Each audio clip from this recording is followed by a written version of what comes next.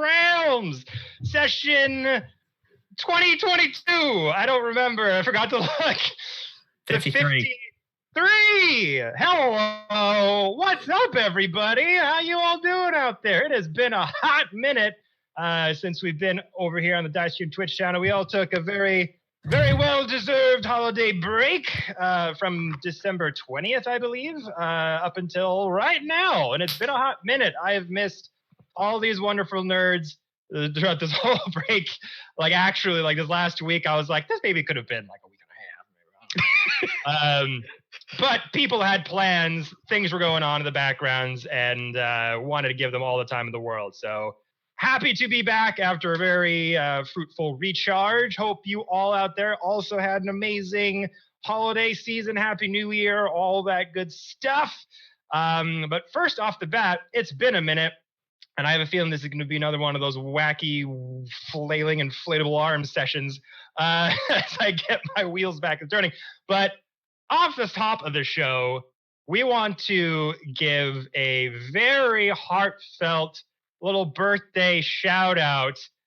Everybody say it with me. Happy B-Day to Skye! We told you the Why audio did you would say not- it like that? Skittles We were like, birthday. oh, the war. Happy birthday, Skittles. Saw you in the chat hyping us up all this time. Wanted to give you a heartfelt shout out from the BTR crew over to you. Yes! And a bed die from the one and only Cheide themselves. That's how you know they think you're special. Is that how you know? They'll get up. That's how you know? They'll get up. Eventually. They'll be fine. It's how Jake goes I'm to sure. fiction. But happy birthday, Skittles. Wasn't sure if it was Skittles Spenny or Skittles Penny. We're having. I'm pretty sure it's Penny. that. I think that we're just. I prefer the slurred old man way until it's done the right way.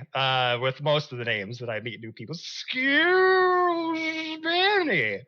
Happy birthday, Skittles. Thanks for joining us in the chat and being such a good supporter of the show.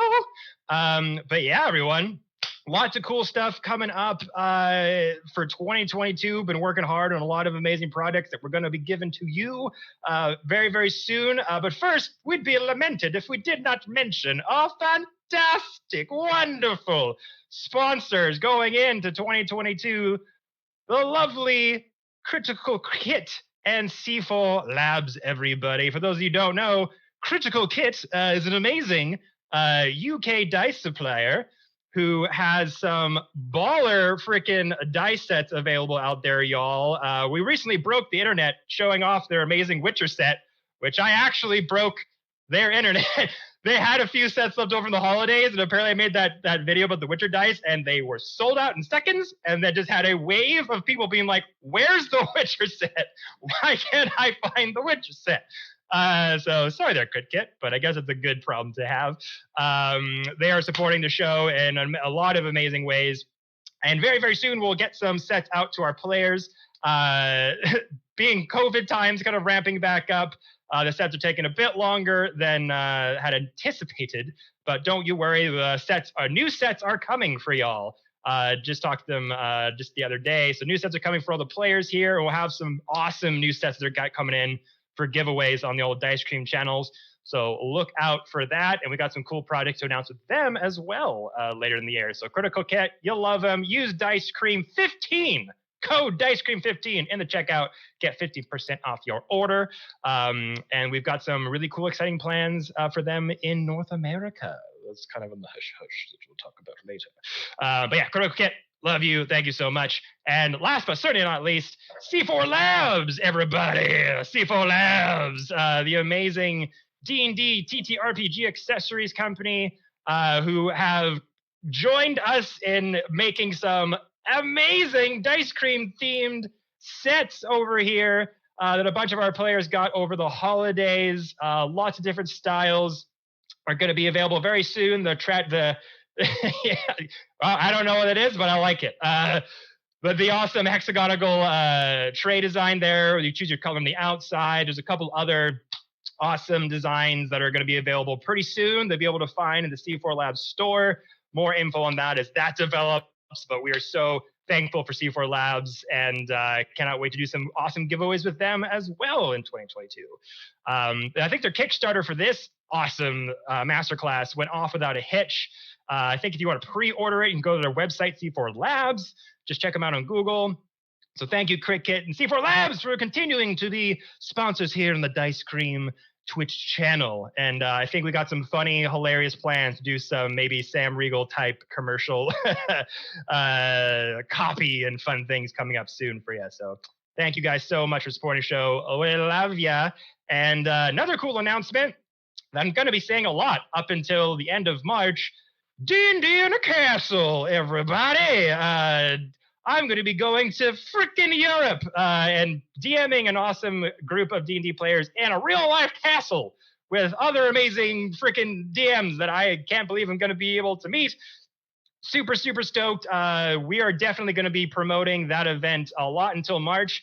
D&D in a Castle is actually going to be sponsoring a couple one-shots as well to help get the word out about that.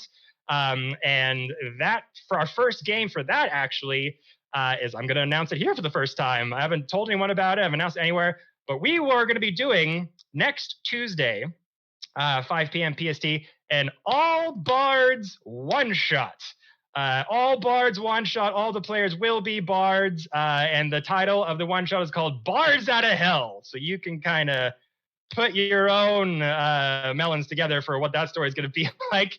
And the players for that one-shot are going to be Kurt Wise, Shays Aiden, Quincy's Tavern, Jackie Elena Chan, Jeremy Cobb from Three Black Halflings, and Ner-D, N-U-R-D, who performed at Gen Con last year. An amazing, geeky, nerdy themed hip-hop artist, rap icon in the nerd spaces.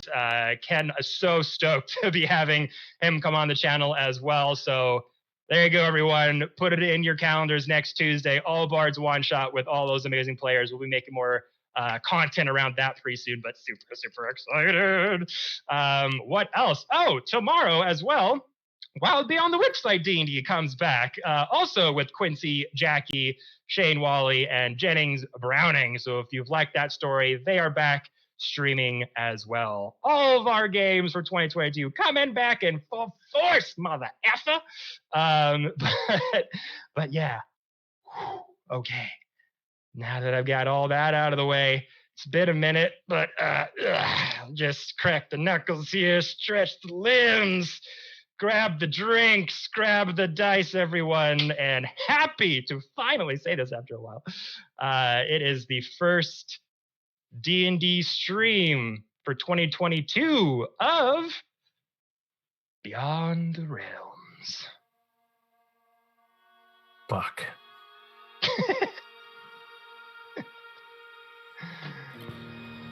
All right. Last we left off, the party, having chosen to get ahead of Gloomwing in his epic search for Titan relics. The purposes for grabbing these Titan relics is still not, you don't know what the big picture is. All you know is that they're insanely powerful, they can destroy universes, and they caused something called the Great Titan War between the Fae and the Asgardians a very long time ago. And to make sure Gloomwing gets no more in their possession, you've taken upon yourselves to try to ascertain where they are going next, and if you can go after that Titan relic before they get it. To gain this knowledge, you decided to track down an old friend, an old confidant, almost like the sixth member of the Frostbreakers, if you will. An amazing archfey trickster known as Reynard, a fox character that we met in the early stages of our BTR campaign that pulled one over Mr. Fiend, having stolen a bunch of hidden funds from a wagons community all of those many months ago. Finally found their whereabouts, hiding out in the winter court of the Feywild, deep within the deep, dark caverns of Noctur, the Goblin City. You were able to surpass quite a lot of goddamn overnight travel that I just crumpled into a ball and threw it over my shoulder through the Slayan Gates, which is another ancient Titan relic that you found deep in the caverns of a temple that gave worship to one of these Titan gods. Using this gate, you were able, it was like a jacked up scry spell, basically, where you used the gate to basically go anywhere you wanted to go. And through this, you found the exact location of Reynard's foxhole. But upon getting to the foxhole hideout, this huge sort of rocky loft-like room was all empty. You expecting to see treasures, your possible hoard from Wagon's community, but it was empty except for one single bag of holding. Kind of going back and forth what you should do next. Farrell just going, oh, for fuck's sake, just went in there, opened that motherfucker, and 6 elongated, black, shadowy, thin arms came out of the bag, zapping you all inside, and you found yourself in this dark, stony dungeon of sorts with tons of riches all around you, but this weird demiplane was not what you expected it to be. There were some very strange effects, ethereal shadows that seemed to just accompany and follow you wherever you go. Magical sight was not able to really help you at all in this instance. Traversing through these caverns, you came across swarms of bones and various creepy undead creatures, but also finding quite a lot of interesting loot as well. But deciding to split the party and cover more ground, you actually did find Reynard, but way more disheveled than you had previously found him in. His clothes were all ripped to shreds, fur disheveled, scars, bruises, blood coming out of his sort of arms and ribs and legs. And when he saw you, just shouted, "Run," as this massive black figure emerged from the wall, and a fight ensued that didn't last too long, but definitely made its mark as this shadowy, creepy, grim reaper-like entity with 2 beady little white eyes that had radiant shine and then would glow dark red, with elongated arms and huge cylindrical sharp fingers like knives. Just took a bunch of swipes at Farrell and at Ramira, almost one-shotting one of them outright, and just shouted this blood-curdling scream for help, which Farrell is not known to really do. That signified, like, this is really bad shit, come help us. The rest of you were able to support them, and a fight was on as the shadowy figure was leaping from the walls, attacking 4 times in a round, and one-shotting poor Ramira down to 0 hit points in one go, but with a crit on this death saving throw, stabilized. But with one of the effects from this bagman that we've called them, that when they failed a con save, they couldn't heal naturally or magically. So Ramiro was done, out for the count, and the fight was starting to kind of go into a bad direction until Farrell had the idea of polymorphing Ramira into a giant woolly mammoth. Ramira mammoth, Mammoth Mira, however we call them in that time. Ramammoth. Ramammoth, that's the one. Ramammoth was born, and the fight took a sharp turn with Fiend just unleashing. What was the Fiend? Disintegrate? That's the one. I thought you were Disintegrate.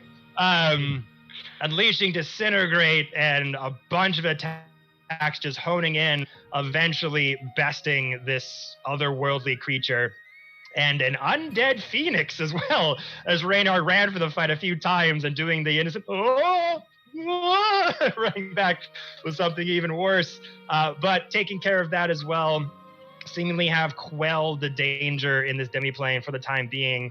And Fiend maturing, deciding to take the high road with Reynard, finally getting them within their grasp, decided to make a deal with an archfey, basically quelling their rivalry for the moment, in order to find out where this Titan relic could be. and with Reynard having been one of Fiend's ancestors for the Skeleton Key gang that they are accustomed with, the two just maybe unreluctantly, but just thought, fuck it, why not, shook hands and came to an understanding.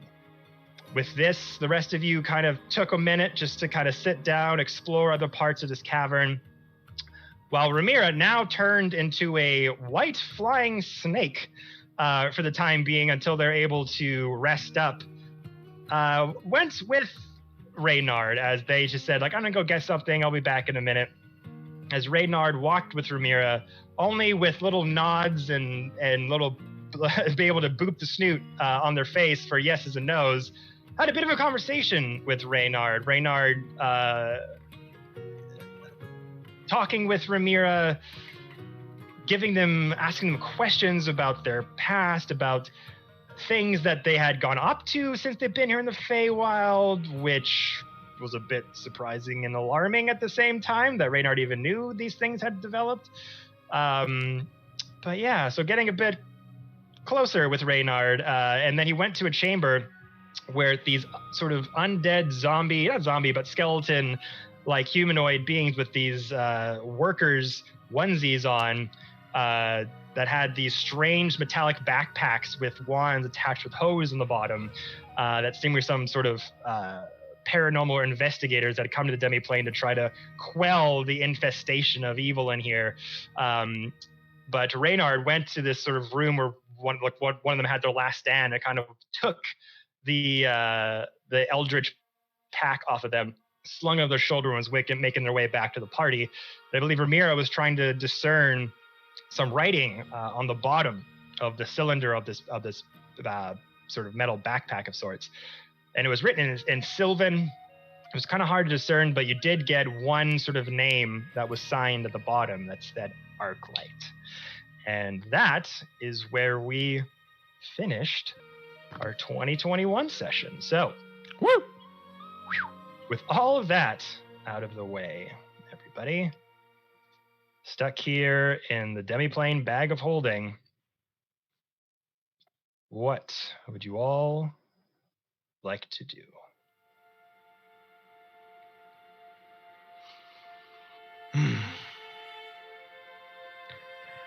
Well, that was a bit of a clusterfuck, if I can't say otherwise.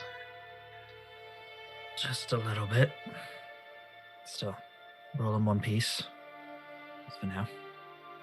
Joy. For once. Well. His.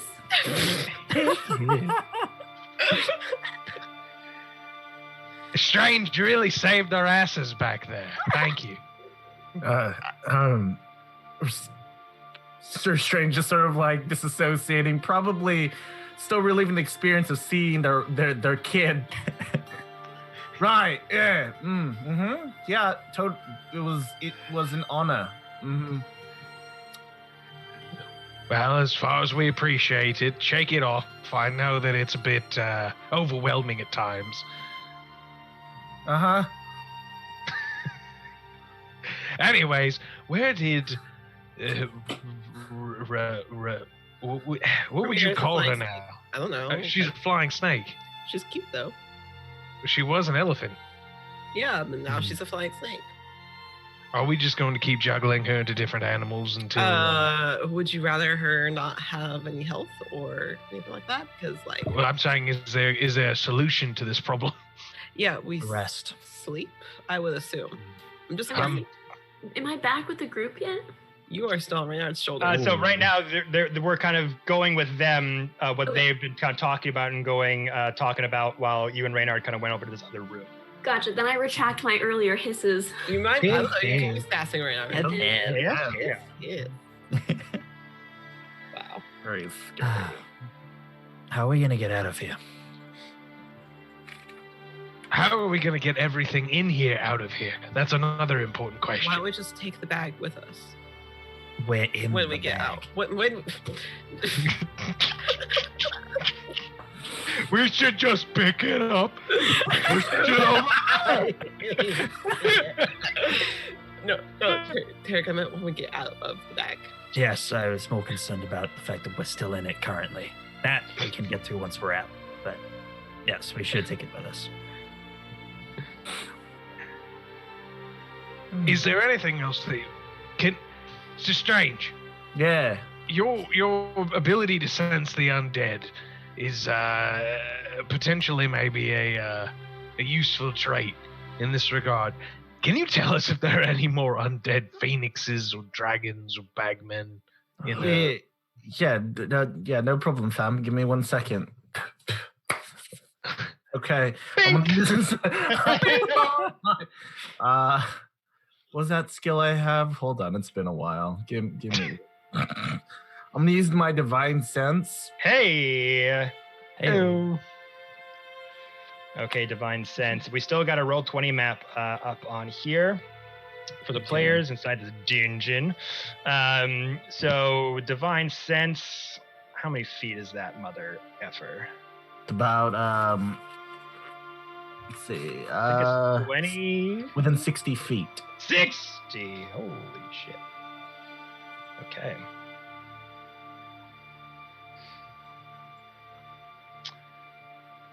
All right. So as you kind of get up from your feet from kind of sitting down, just catching your breath for a little bit. So your Paldara kind of clang together as you stand up straight, looking at your metal gauntlets.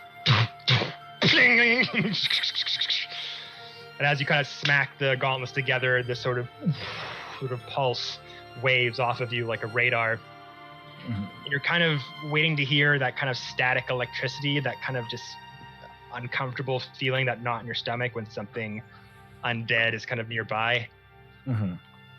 And although this place is very, very peculiar, don't sense anything in the immediate vicinity of that range. Yeah, I got nothing. I think it's safe to say, finds nearest wooden thing. Knock on wood, we should be fine. All right. Start at least.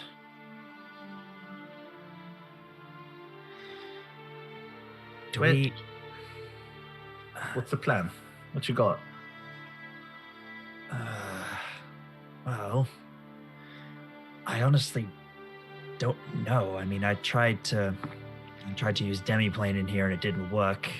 This technically counts as a different plane of existence, correct? Farrell, would plane shift work to get us out of here? Maybe. I can neither confirm nor deny. I have never tried using plane shift in another dimension, or a mini dimension, or a pocket dimension. Also, I would need something attuned to the outside, which I'm sure we could find. Like, that's not a problem. But Well, Reinhard is in particularly useful as far as teleportation to other planes is concerned, considering he left us to come to the Feywild from the material plane. That's true. So he must have the ability to get out. However, if he can't even get out, we may have an issue.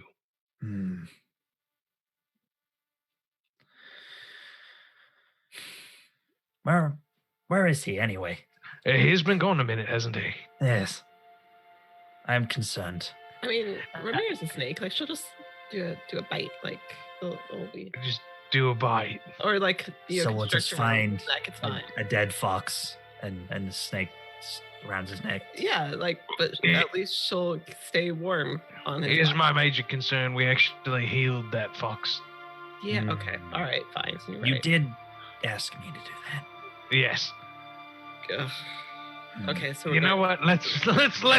Why don't we go find the fox? Let's go find him. Cool.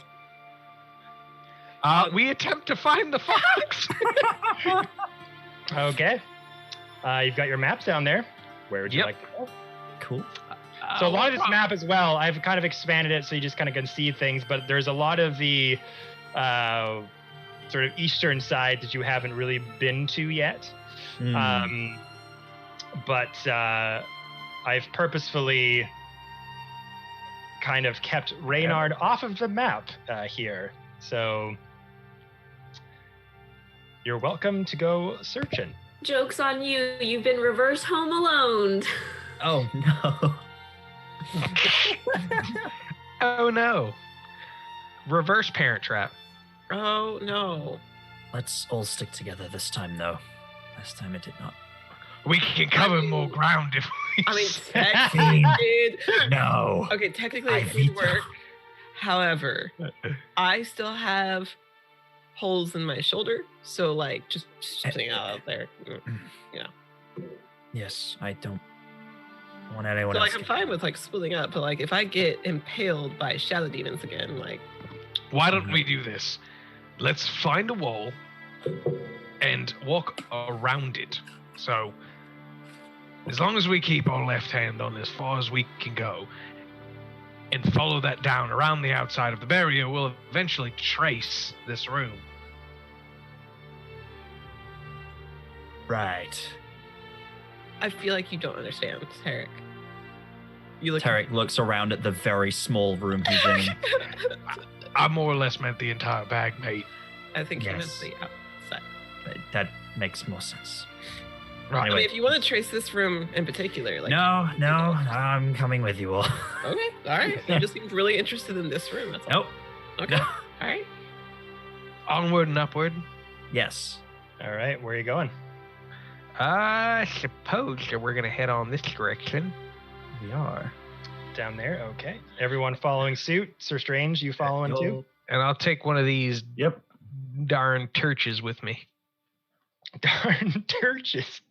There's your turch. Thank you. All right, so everyone kind of going in that general direction. Divine sense still up, I assume. Yep. Okay. And how long is does that my- last again? Just from the beacon from you? Let me see. Let me take a look. It's until the end of my next turn. Okay. So it's only like a few seconds. I'll keep using it. Like I got 5 uses, and this is it's like ah! It's kind of so it's more or less meant to be like where you are, you boom, get like a sense of things Yeah, around like, you. I'm like and it slowly that. kind of dissipates, but you can use it a couple more times if you need Yeah, to. sonar. All right. So for the purposes of this, Holy sonar. you've got your one clap on there. So I'll wait for you to give me the signal when you want to bang your gauntlets together and get other sonar out. How about that? I'll let you know when I want to clap. Wait, phrasing. Hold on. I'm so sorry. I need help. I'll let you know when I'm gonna use it again. Gotcha. Okay, so going through the hallways here, having decided to go and kind of look, like Ramir's been gone for a while. Maybe we should check up on what's going on. Yes, Tarek. Is my arcane eye still up? Because I believe I did send it after Amira. Yeah, so it's here on the board. You were Yes. kind of having it slowly go behind, Yeah. and then it left your view going into this room, and you did not follow up. Can I move it as we're Yeah. walking? Cool. I will move it into this room. All right. Can the arcane eye see invisibility? No. Then you don't see anything. So I saw Amira and the fox go into this room, and now it's a dead end, and they're not in here. Cool. Tarek just stops. So whoever's behind him might just walk straight into him as he stops. Just like, You kind of have Fox is like gone. one, like everyone who's seeing Tarek, like one eye's looking forward, the other eye's like, Yeah. just like circling Yeah. around and looking like in 360 directions. So something's not good here. What's going on? Whoa. You're looking kind of wall-eyed, my friend. Huh? The fox is gone. I had my arcane eye go after him, and he went into a room, and now he's not in there. Mira's gone too. What? What do you want me to say? He's gone.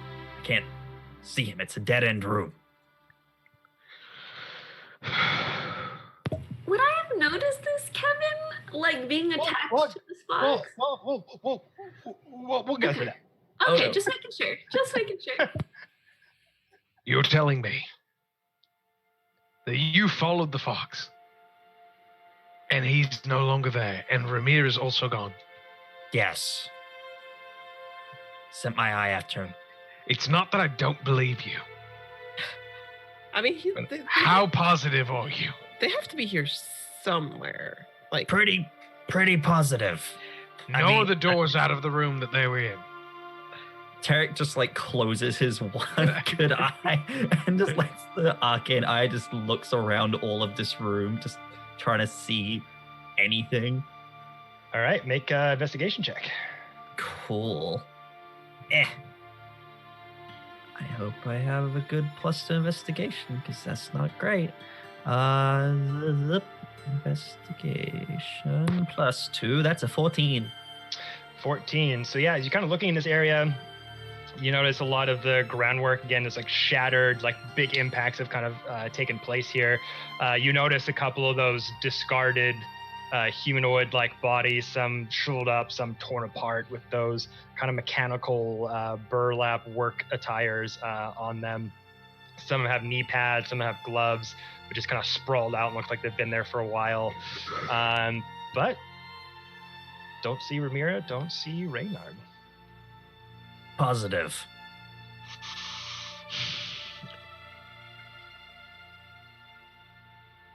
They have to be around here somewhere.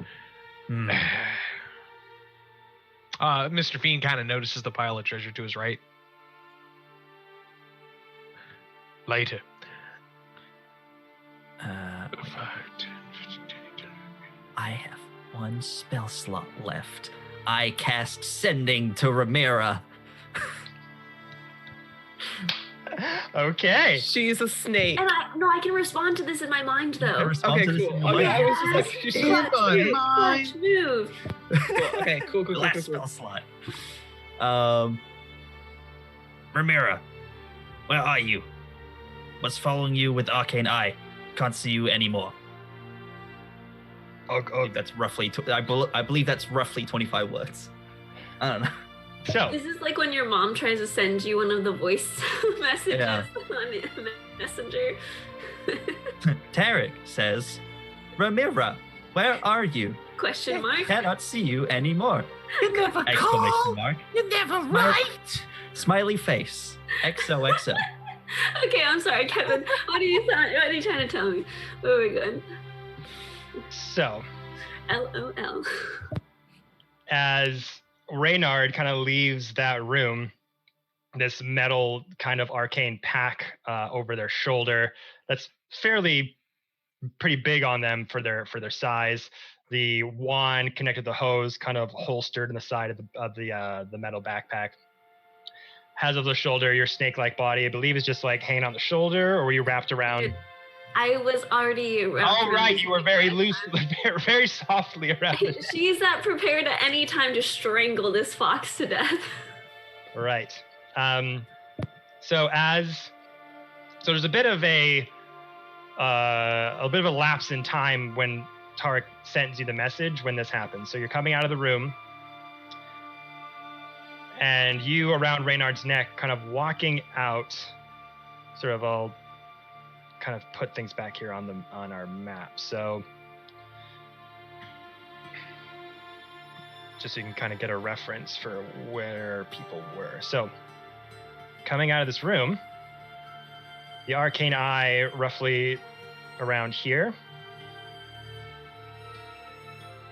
And then as Reynard's kind of coming out of this cavern, going down this hallway, the arcane eye kind of clearly in view, kind of like looking around, looking like it's trying to search for something. The arcane eye is invisible, so unless you can see invisible things. Yes, the arcane eye is invisible. You just see, okay, then you don't see arcane eye, but Reynard coming out of this corner just sort of walks around that part. But it's kind of hard to notice because like you can't see Reynard can't see the eye. So for all intensive purposes, Ramira, you're just walking with Reynard, just coming out of that room, and he's just kind of making his way westward. You two were having your little sort of idle chit chat back and forth. kind of one-sided, but just trying to keep your spirits up, keep you entertained as you're kind of wrapped around the neck, asking questions about the Frostbreakers and things like that. So it kind of gets around here, and then you get that message. Okay, can I tell if he's going back the way that we came? So from where you were more on the western side of this, what do you want to call this? Keep? Sure. This sort of treasure hoard dungeon of sorts. So you're kind of coming from north to south, coming from west to east.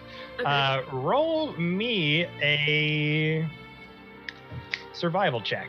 Ooh, okay. Ooh, that's not bad, all things considered. Survival is a what? Let me see here. Because I'm rolling with a snake. Oh, it's wisdom. Oh, it's +1, so 17.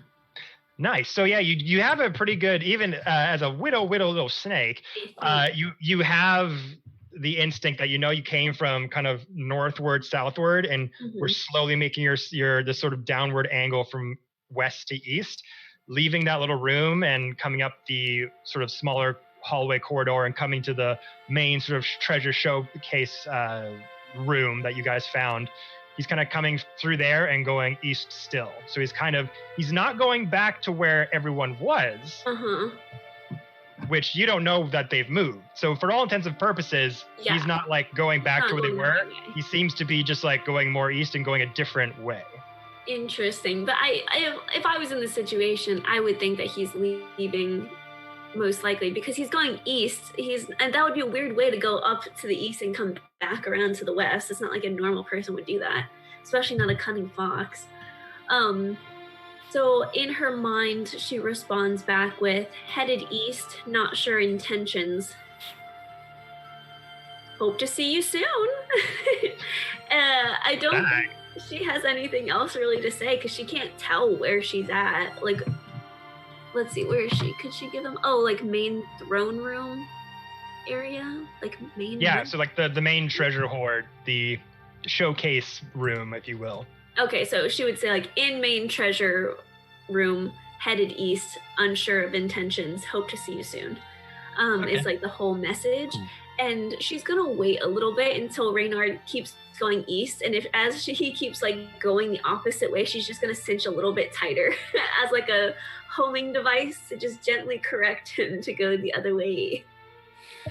And as Reynard's kind of walking down away, suddenly feels this pressure around their neck as the little gardener white snake, the little flying white snake, wraps a bit tighter. He's like, yes?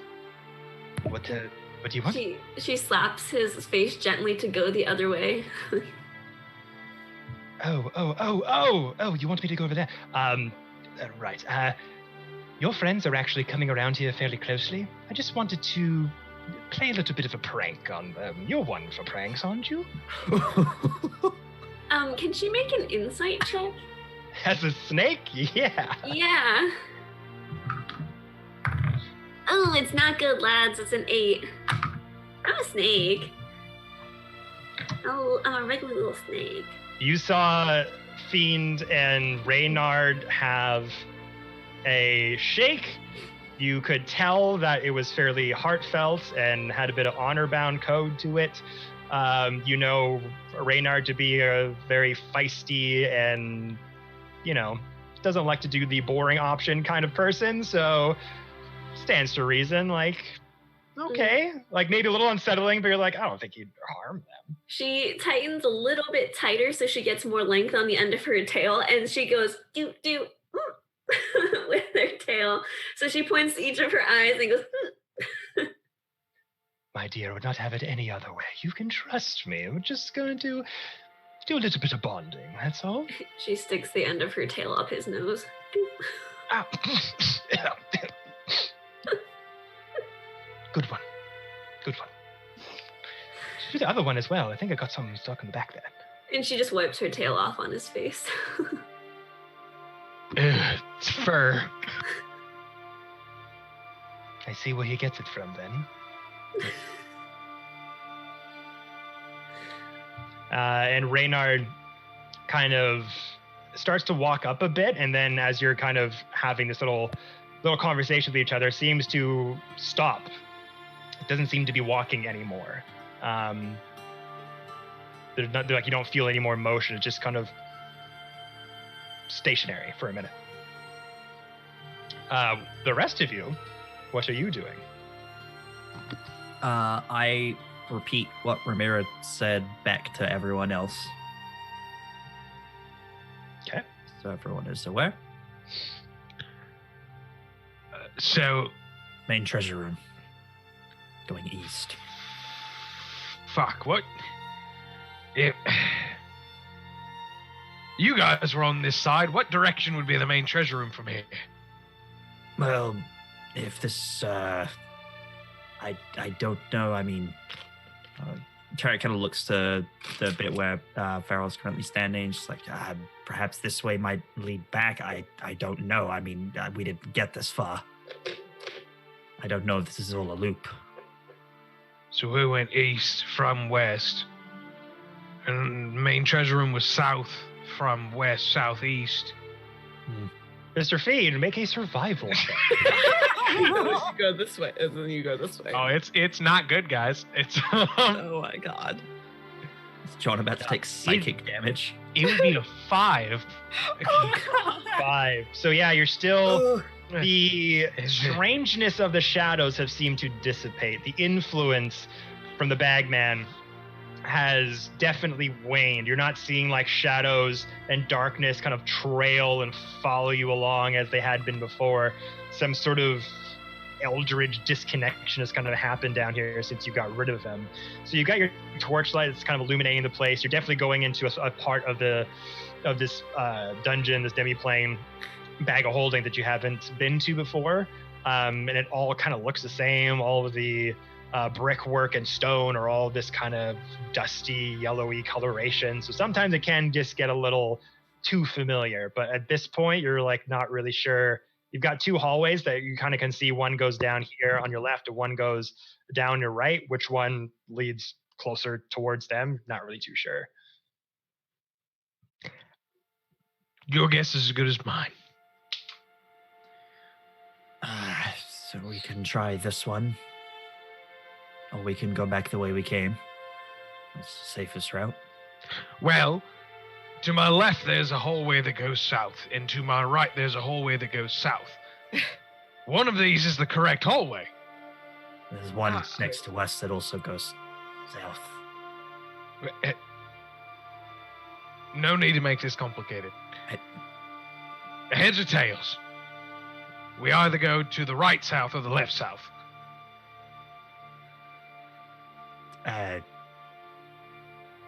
Just looks to the other. Flip a coin. Let's say tails. Right, evens or odds? Odds. Odds go left. Right. Evens. We're going right. We're going right. So we're going. Perfect. Great. Oh, we're going down there. Yeah, that's right. That's stage right. Yeah, right. Stage right. Stage right south. And Fiend, you enter into this room, turn around the corner, and just look around, and you see this fairly large impact zone in this space where it seems a bit deeper and more repetitively hit than the others. I need you to make me a dexterity saving throw. Oh. That's pretty high.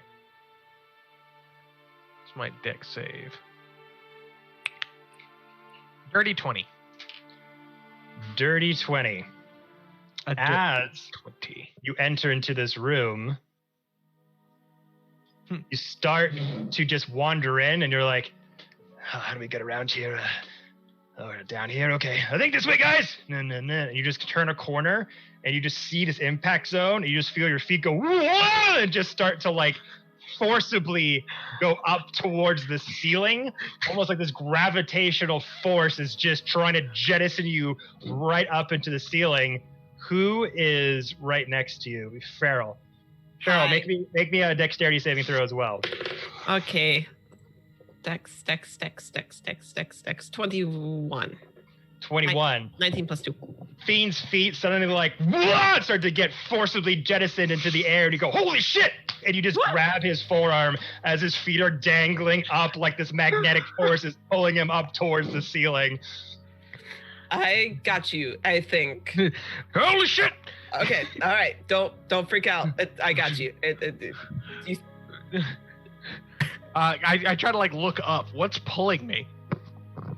It's hard to tell. Make an investigation check. Investigations. Can you see what is doing this from up there? I'm checking! Okay.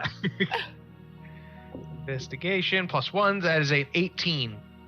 18. So you look up, and about 60 feet into the ceiling, you see like jagged sort of stalactites and stalagmites, some kind of shattered and some still fully formed. But you just see this sort of iridescent orb that's just spittering the various sort of arcane magic out of it. And it's just trying to suck you into it.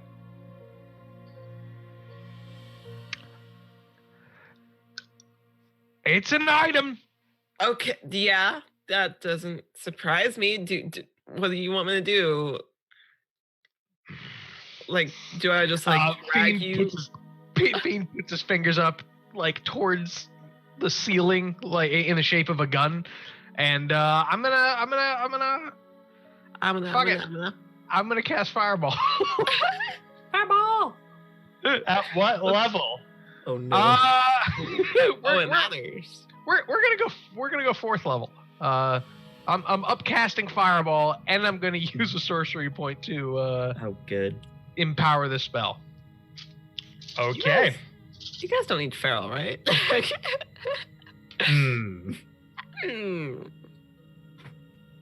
All of my healing has been used. You can't heal me. I So it know, wouldn't matter. true. That's It true. wouldn't matter. Oh. And Ramirez is a snake. The cutest of snacks. Oh yeah. No other snack can compare.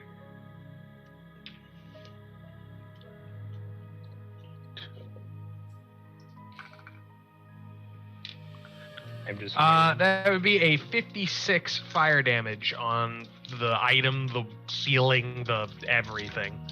I blasted. All of it's gonna die. So, as Fiend's legs are dangling up in the air, and Pharaoh, you've got him with 2 hands with 1 arm, and just like, get down from here! Like, what is it? I think it's an item! Well, fuck it! Like, get the fuck down! You're like, up! And he's like, no. And he goes, fireball! Boom! The force of the gravitational pull jettisons this fireball, double its speed and impact. It doesn't do 54 points of damage, it does 108 points of fire damage. As the fireball just gets rocketed into the ceiling, and this combustible force ignites against the fireball, and this mini like searing black hole of force starts to erupt as this strange orb has seemingly gravitated to the destructive force and has grown 4 times larger. You start to see the ceilings above start to crack, and the stalactites from the top fall on all of you. I need all of you to make dexterity saving throws. That's fair. Okay, cool. That's not good. Mine's not all that great either. Imagine that this is happening in one room, and we hear as Ramir's like, I'm listening. I look like a puppet from Elmo, like Sesame Street. Right? That's a big word for Elmo. Can you spell fireball? All right, Pharaoh, what'd you get? 8. 8? Oh. Okay. I would like to remind everyone I'm at 20 hit points. Yeah, I know. Yep, that's why I'm concerned. This is fine. It's fine. Like I said, you guys don't need feral, right? Yeah, we do. No. It's fine. And hear me out. It's Tarek? 14. 14. 11 plus 3. All right. What did Fiend get? Do we know? 16. 16. Okay. Jade. Jade roll. had to step away for a second. Do you want I to will roll for Jade. Oh, okay. I will roll. A 4. Oh no! That actually tracks. Like, That tracks. that tracks very hard, actually. Okay. That's actually really funny. DC was 15. Oh, So, Fiend, That's fine. Oh. with the extra velocity of force that these stalactites are now being not only fallen from 60 feet, which accelerates the speed, they're being propelled even faster from the combusted explosion that you just occurred. This is going to be 4d6 of piercing damage. I got a 16. Yeah, that's great for you. Okay, not bad.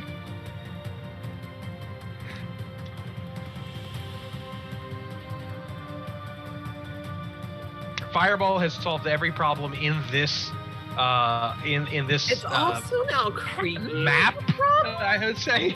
It's also creating a problem. So No.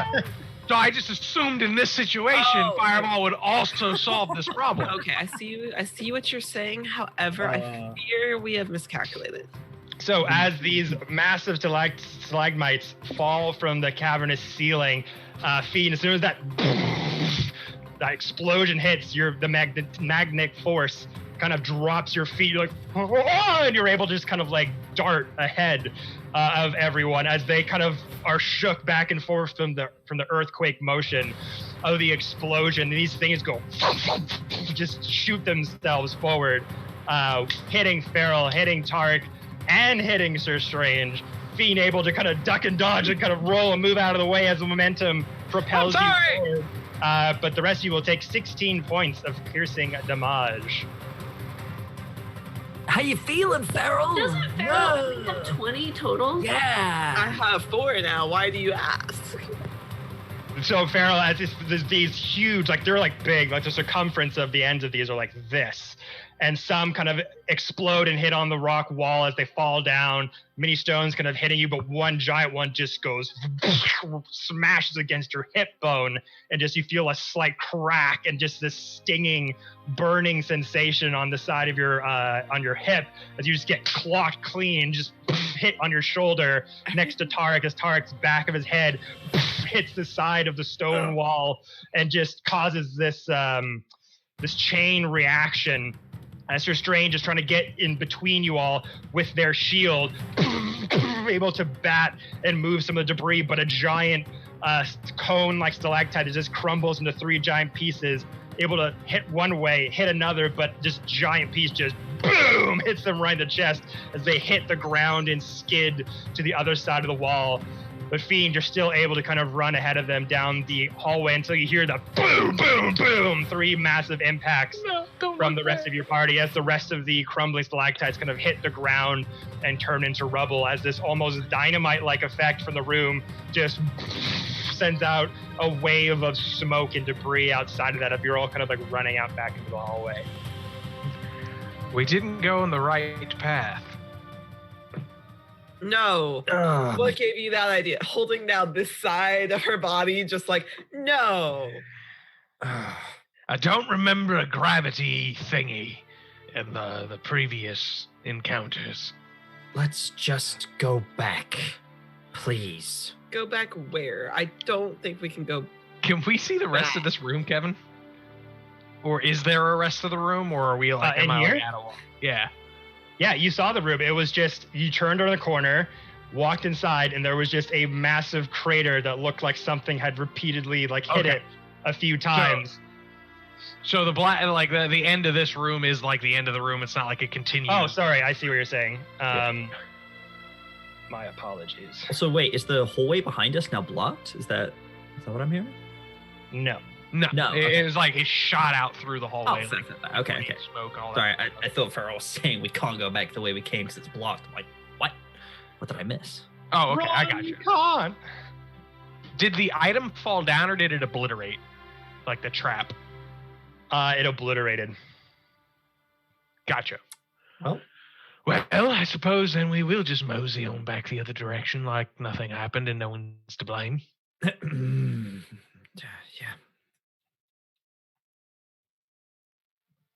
Okay. Yep. Just stop making our way back. Strange, if you didn't hear that, you took 16 points of piercing damage from debris that Fiend caused.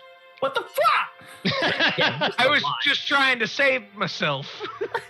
And like usual, I caused everybody else an issue. Yeah. All right, so continuing to make your way southward. Mhm. All right, Yeah, I'll go back to the doorway. so going down this way. Yep. Yes. Okay. So as you all go down there, start to find that corner, turn around and keep going. Yep. All right.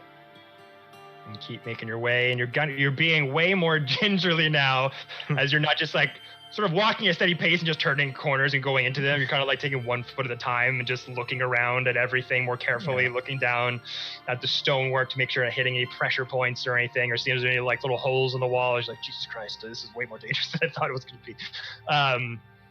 But you come back towards the central holding area for the treasure, the sort of showpiece room that you saw with the dilapidated columns and sort of stone platform with just a bunch of gold coins and rare artistic items like portraits and chalices and things like that exist.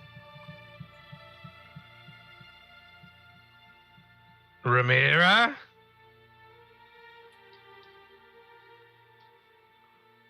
So for Ramira, I'm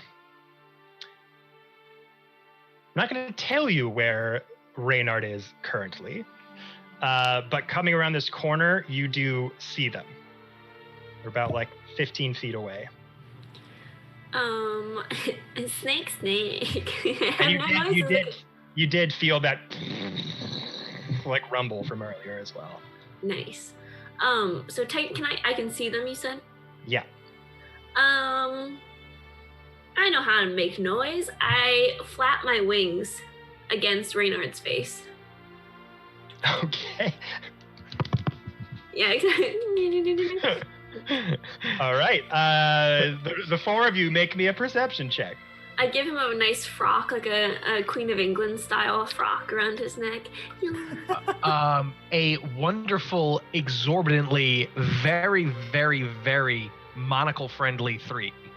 A monocle-friendly 3. 12. Well, 26. 26. Nice. Jade. Perception. 11. Oh, 11. nice. Okay. That's So, above average. Farrell, you can, as you're all kind of coming around this corner, just around this sort of area, this section, just hear the slight flapping of wings kind of beating against fur and skin.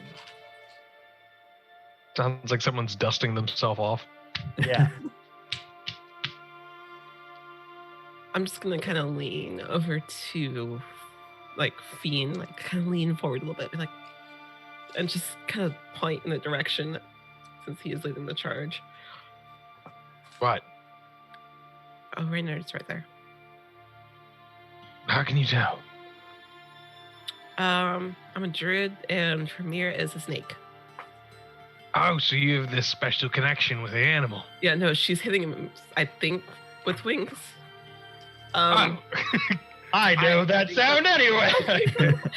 I think that's what that is. I'm just guessing. No, I thought that was Tarek dusting his boots off. No. What? No. All right, fine. Why do you say no like that? Do you not dust your boots off? I'm confused. Yeah, his boots are very dirty. I'm really Not a- confused now. This is not my highest priority right now. All right. If I don't have anything that can help in Okay. this regard. So, like, if I cast a spell, I'm gonna hurt. If I leave Reynard's neck, do I become visible again? Do I know? You can certainly find out. If you had to put a number to it, If you had to put a number. how close or far am I to the gang? You're about like 20 feet. Okay, love that. I'm going to How to Train Your Dragons and like jump off his shoulder. Make me an acrobatics check. Oh, I'm a snake. No, you failed me. Oh, that's better though. Actually, thank you, Dex from a snake. It's a 10. Okay. I nailed it. I was hoping you'd fail and just see the snake just like this snake here and nowhere go. Just worms like style just jump off a cliff. No! He's the first of many. But for the rest of you, let me see here. I think I have the level. Watch my friends burn me up to a crisp. They're like, Oh God, the snake! No! Feed Bible will not help in this situation. That was Ramiro. I leave. No. I'm at 4 hit points right now. Let's maybe no. I have less than the flying snake. Ramira has more hit points than I know, as a snake. I'm flying towards Feral, to be clear. All right, Spirit so gun. as the rest of you kind of make your way around the corner here of the hallway, looking around, you can feel just this slight sort of rubbing or scratching noise, and Feral's just like, wait, I think there's something in here. And already from the stalactite deal, you're kind of a little bit on edge. Then seemingly out of nowhere, almost like jumping into your arms out of nothingness, you do see a little small white flying snake just soar from the sky and land over on Feral's shoulder. Oh. Gentle landing, gentle landing. I was like very dinky. Don't shoot No. it. Oh no, he's pointing towards the direction that the snake came from. Just.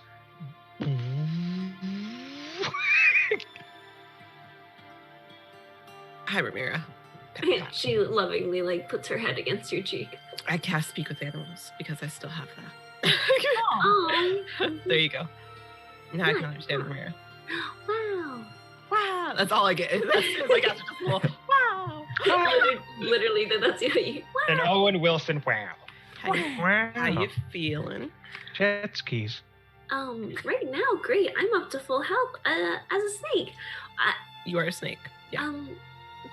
I don't want to wake up by myself. Yeah.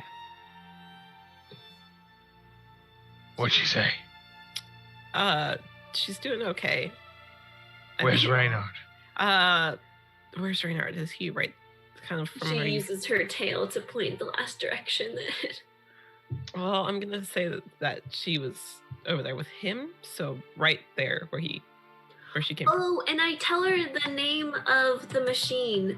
Oh. He's wearing a machine. It's like a backpack that's made of metal, and it's from somebody named Arclight. I felt like that sounded really familiar. Do you say Arclight out loud? Yes. What? What? What did you say? Arclight? Damn it! What do you mean, damn it? That's a person I meant to kill. I'm sorry. Who are you meant to kill? What? We'll talk about that in a second. No, Fiend just so draws you- his finger cuts and goes, Fiend, this one will be far enough away. no, Fiend, apparently Reinhardt's wearing a pack by Arclight, according to little miss here. How many arms did it have? How many arms? Arms. How many arms did the pack have coming out of it? Looks to the snake. How many arms do they have? The pack. If a snake can make a stank face, that's what she's doing. I feel like Farrell also is like, It's a backpack. It doesn't have any arms.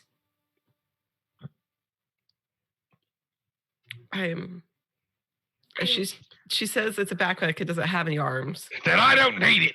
I'm so They were like, well, I would wait. It actually seems really interesting. He said something about them being like for ghosts, like for busting ghosts, for ghost busting. ghost busting, right? And they say it's something for ghost busting. What? John, stop. I actually learned a lot about him while we were walking. And ghost busting. And ghost busting, because there's such a ghost problem. Oh. I mean, really, who are you going to call when that happens? I mean, I don't know. Definitely not the Frostbreakers. Like, that doesn't make any sense. Someone for busting ghosts, I think. Right. Someone for busting ghosts. What would that be called? A spectral Ghostbusters. cleanup. Ah, Yes. that works better.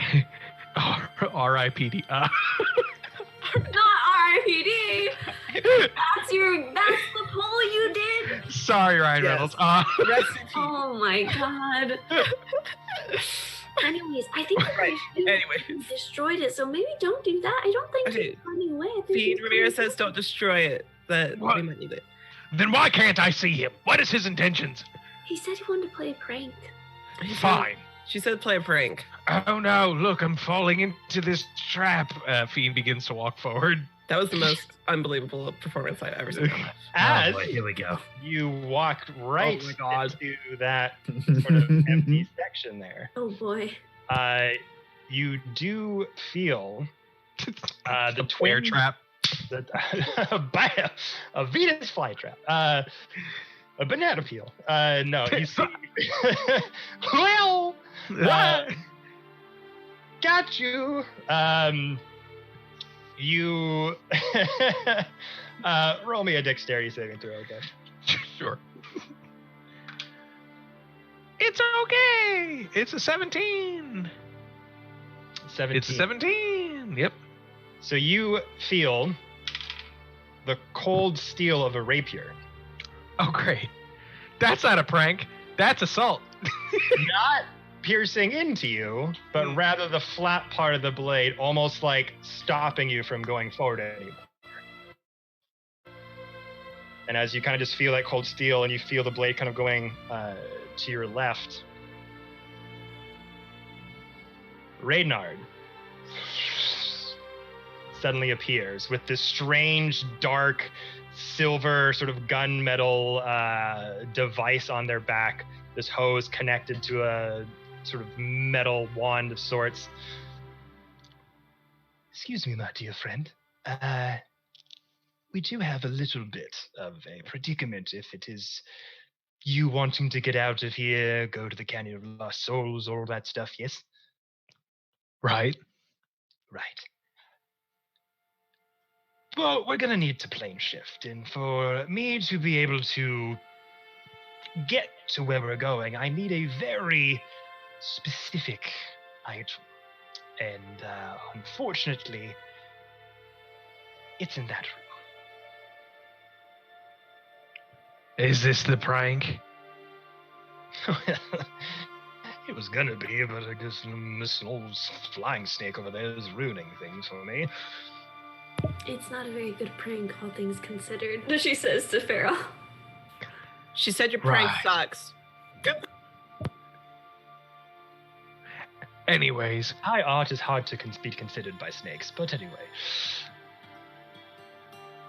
There is a vial of sand, my dear boy, inside there that I require to be able to get us to the base camp of where we're going.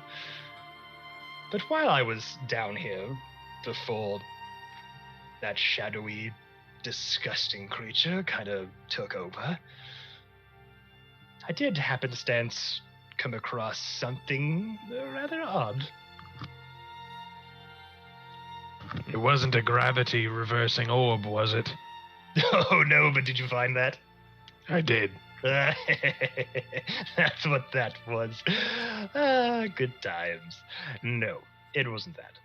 But over here, there is kind of a disgusting, creepy apparition of our old friend Lich King, and unfortunately, it's in there. It's a ghost.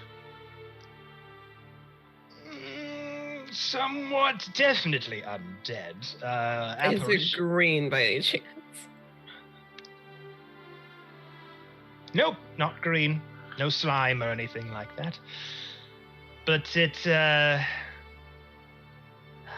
It was made of, it was a bulbous thing, made of like undead skin. Its stomach had some sort of a gaping mouth, and things coming out of it. Very, very disgusting. But with someone like you, master thief and all of that, all the praise that you give yourself, I'm sure you'd have no problem just sneaking up on in there, grabbing the thing, and then we can get out of here. This is just a bit of a backup. Ace is strange. Sir Strange still nursing the piercing damage from last time. Yeah. I forgot about that already. Barrel doesn't want to hear you. Already? Barrel doesn't want to Already. hear you. Already? There seems to be undead ahead. Rhyme unintended. Kind of like that damage. Okay, and you want me to do something about it, right? Just a warning. Just a warning. I think I'm going to try to sneak in and steal whatever this fox needs.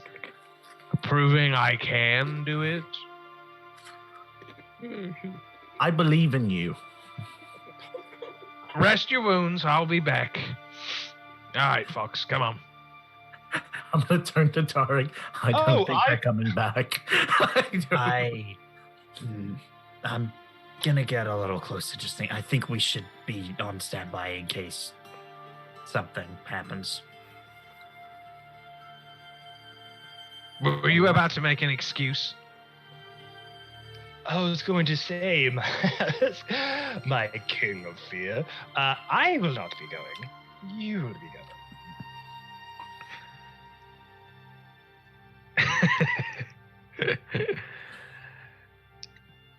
Suppose every now and then you need to teach a god a new trick.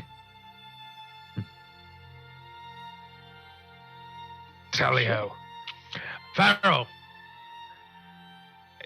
It would be and mean so much to me if you might guidance. Yeah, I can do that. Thank you. I'm not feeling great, also, just so that's out there. We're all looking pretty shitty. Uh-huh. Yeah, if Farrell's really like showing that she's like not doing Well, good, her like let her like was lean on kind him. of Bastion, and there's still all of these marks. Oh and yeah, no, but black like spidery veins. It's fine. yeah, It don't look Tarek though. will like if she wants to, like Tarek will let her like just like lean on him. She's Like, probably leaning on the other side, floor. just like, this is fine. Are you wanting enhanceability? Is that what you're looking for? Enhance ability, guidance. I'm gonna- You know, I can do enhanceability still. Which ability should I give you? Dex.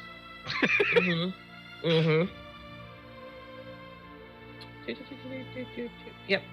Cat's Grace. The target has advantage on dexterity checks. If it doesn't take damage from falling 20 feet or less, it isn't incapacitated. If it isn't incapacitated. Okay. So, Grazie. Cat's Grace. There you go. All right then. Let's do this. I am going to attempt to snick to into this particular room. And as Reynard kind of takes the rapier out from the stone wall and kind of gestures you to go inside, you may want to take a deep breath. Just... Does it stink? Oh, very much so.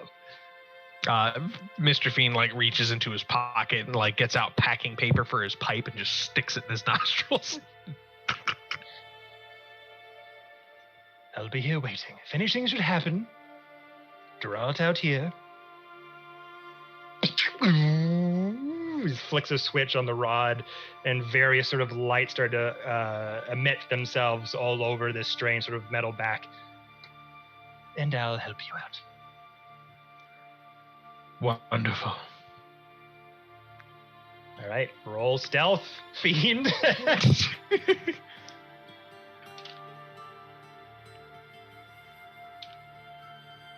Alrighty then. What is my stealth? +7. That is a 20. Dirty 20. 13 plus 7.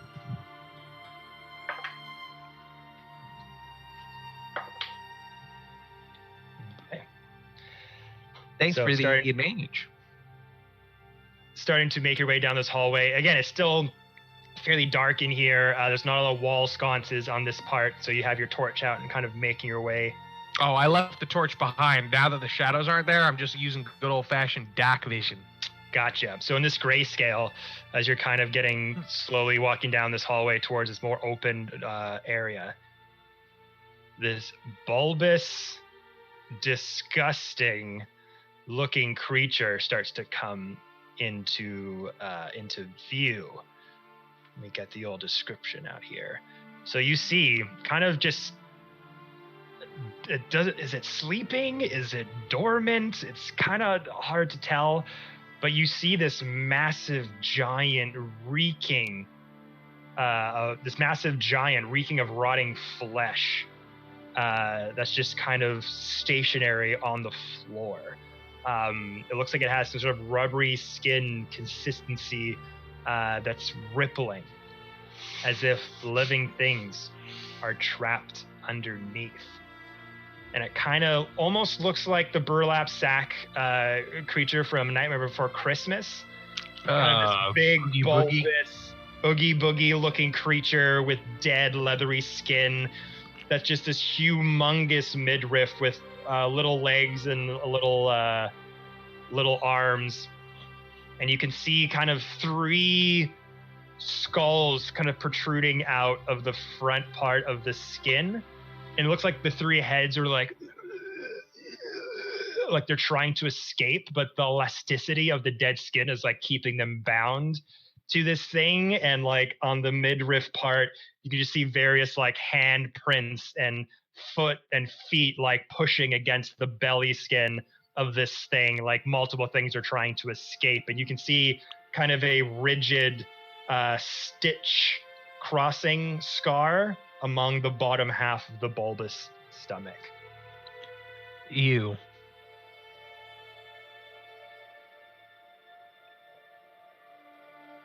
It's made me a bit hungry. Got it.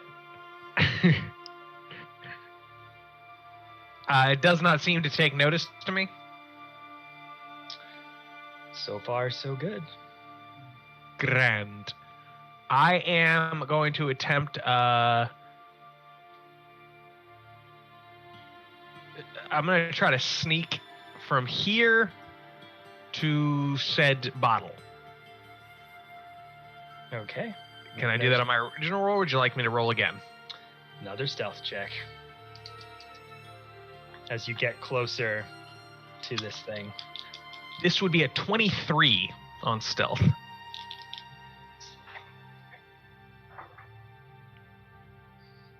Okay. So you start to cinch your way a bit closer as this big, bulbous, writhing mass of undead skin is just sitting there. These 3 sort of skulls trying to escape whatever otherworldly prison this thing has them under. You just see bits of hands and feet just... Oh no, I don't like that at all. Kind of coming out from the rip from the undead skin. You kind of creep forward. You kind of step on a pebble for just a moment. You kind of wait a bit. But this bulbous thing just starts to waft, just...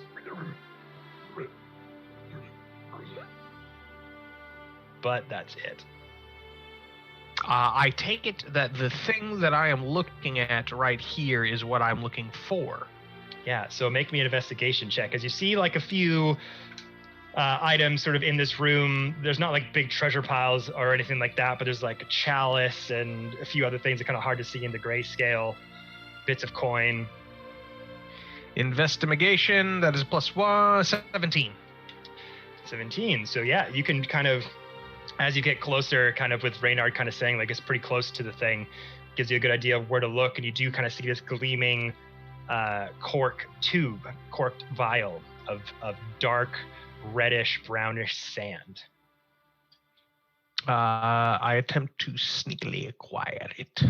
Actually, from here, I know I can see it.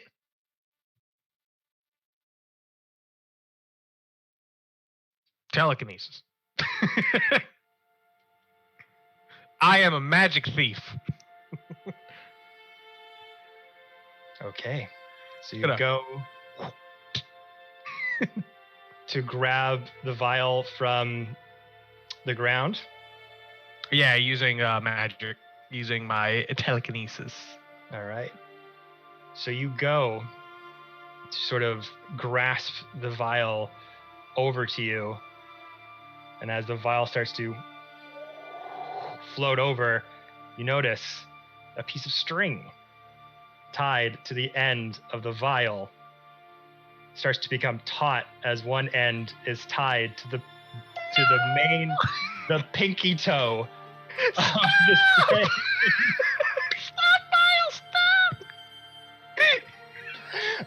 Of this undead giant. And as it comes towards you, suddenly see the string kind of come into view, and it's about to go taut, and you go, oh!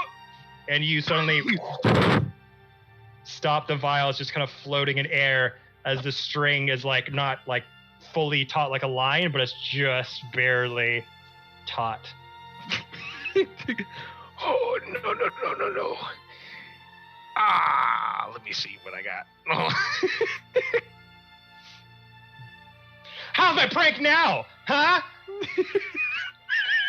It's doing pretty good. It's a pretty good prank.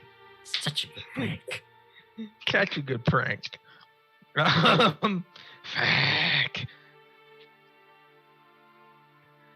Ew. I'm not designed to fix this problem. How peculiar. Not anymore. What's the matter, Fiend? Fireball's not going to fix the issue. A fire spell's gonna fix the issue. You're welcome to try.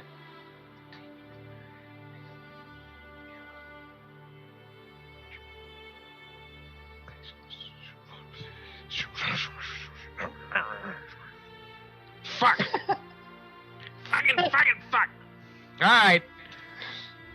I'm going to approach it in my sneaky sneaks. Mm-hmm. And kind of attempt to slip the thread from the vial, like untie it or whatever I have to do. Okay. Like if I'm sliding a hand in, or if I'm stealthing. Sleight of hand, you're trying to cut it with like a dagger or something like that? Something like that. Just something to get it off. If it looks like it's tied in a bow, I'll try to untie it. Or all right. If I got to, I'm just Sleight of hand check.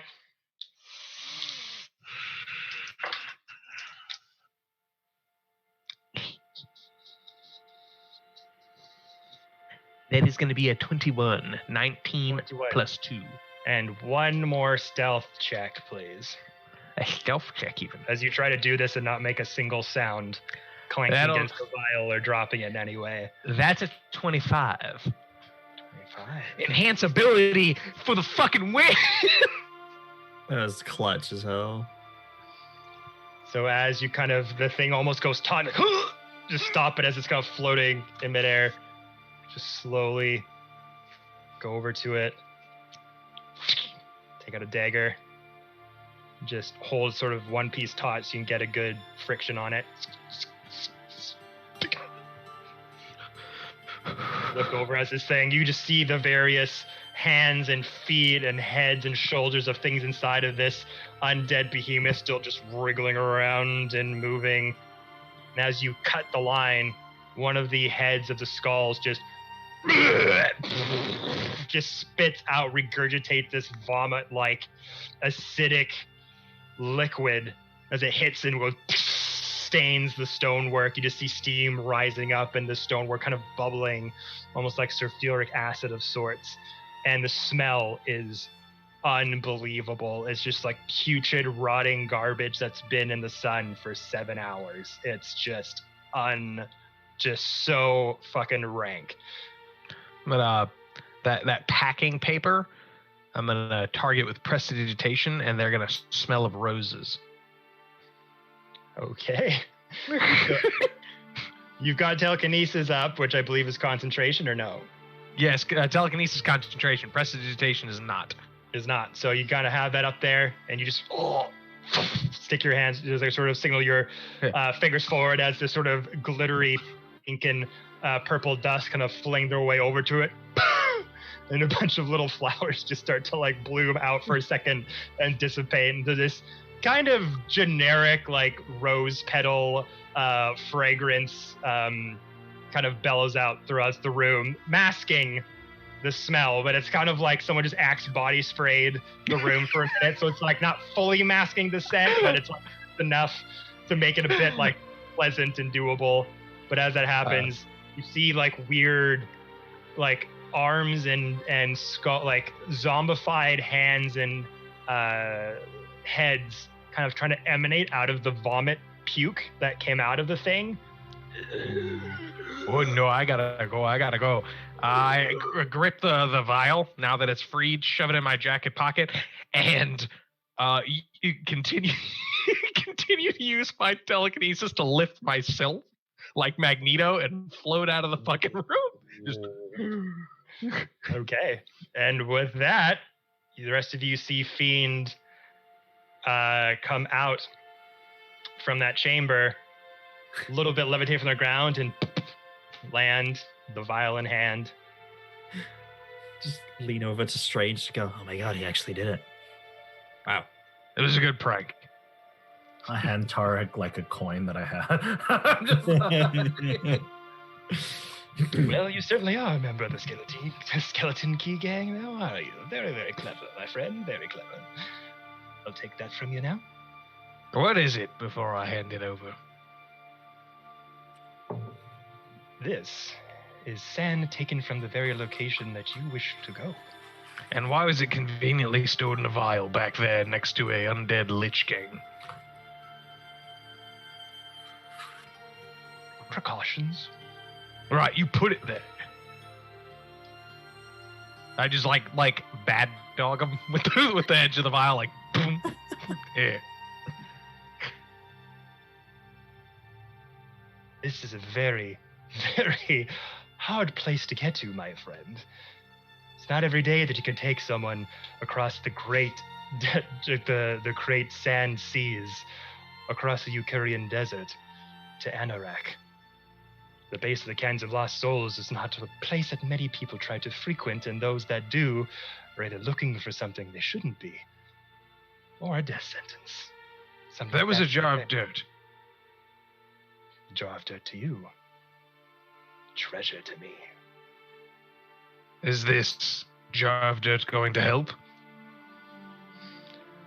Why don't we find out together, new friend? Right. Everyone okay? And he kind of just like looks around, kind of finally taking stock into all of you who are fairly badly beaten and freshly bruised from the onslaught of the stalactites earlier. We need to take a rest somewhere safe. Oh yeah, no, I'm totally great. What are you talking about? Farrell, you're literally leaning on me right now. I don't know what you're talking Great. about, and you can't prove it. I'm fine. Derek So literally the just guys puts look at you Farrell. leaning on. Farrell and the snake are just eyeing each other like, we're the same right now, you and I. We are the same. Her tail is going like this. Bill's like, Well, since we're all pretty good friends here now, I mean, we could take a rest of where we're going. And the last time I was at Otanzu, it's a fairly desolate place. There's a couple of few places that we can seek out refuge, a couple of tents at the base of the Canyons of Souls. It's a bit of a lawless place, though, but yours Would it be very safer accustomed than to that. here? there is a Lich King that's sleeping, so like that's not great. So like if that woke up and killed us all in our sleep, that'd suck. Yes. Just put it out there. Based on your knowledge, Reynard, safer here or safer there? Because this place you're talking about sounds like it could still be pretty dangerous. Well, there aren't a lot of otherworldly undead abominations the last time I checked, but I haven't been there a couple hundred years or so. Tents. You mentioned tents. Correct. Well, I'd Tanzu like- was a very desolate market near the entrance to the Canyons of Souls. Very fun, eclectic group that's settled out over there.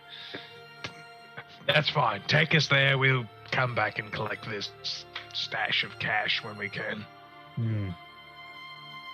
I agree. Fair enough.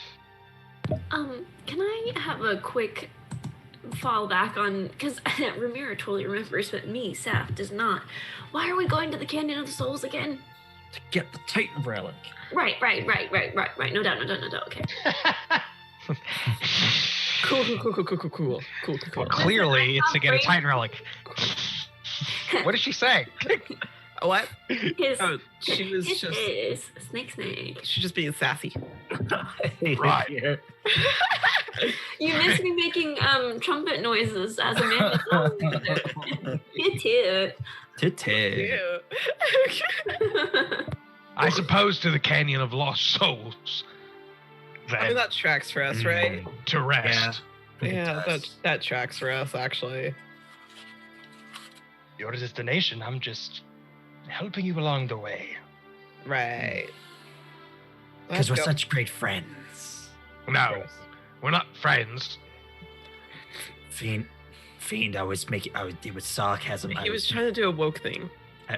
Actually, sarcasm and is not a woke thing. I'll have you know I can do sarcasm very well. you hear Was that Ramira also sarcasm?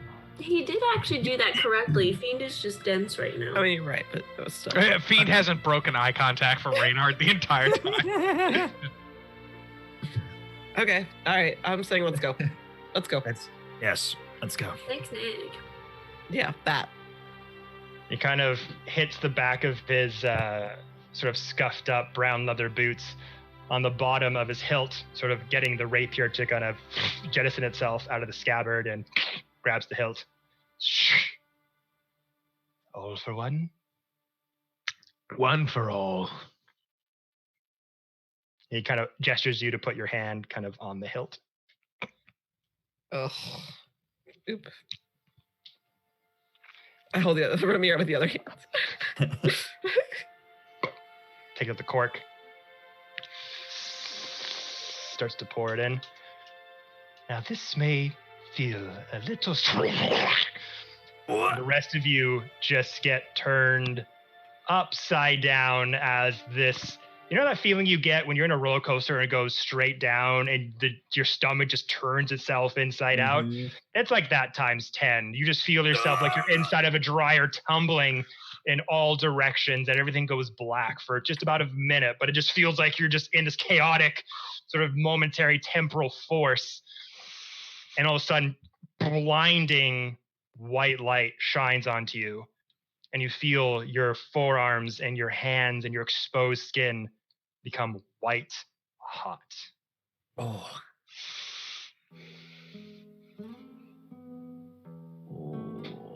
As this whiteness just shines over your eyes and you feel the grainy, hot, burning sand suddenly emanate onto your skin, your hands, your forearms. Some of you spitting it out as one of you tumbles down sort of a dune hill of sorts, Fiend. As you kind of fall ass backwards, your coat and your cane kind of flopping forward as you're falling down as the rest of you are kind of comfortably at the base of one of the hills with Reynard kind of brushing off the sand off of their sort of Robin Hood-like regalia.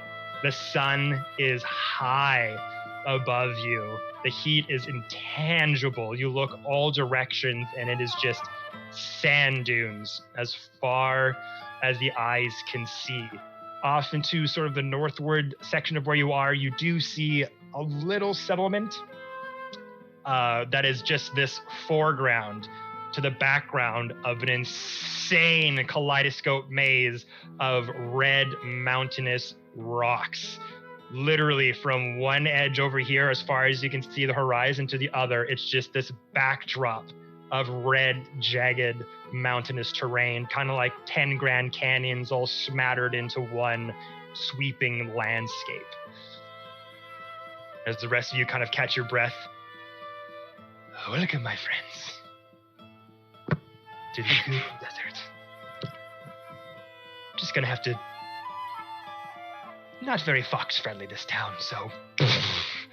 Snaps his fingers, this sort of puff of smoke emanates from Reynard, and he's wearing this very nice sort of all black cloth that's kind of wrapping around his body. He's kind of changed from a sort of smaller stature to a humanoid form that's like 6'4", sort of towering, has a big hood made of just like this dark cotton material with sort of white wrapped bands around their hands, black boots, the rapier still off to the side.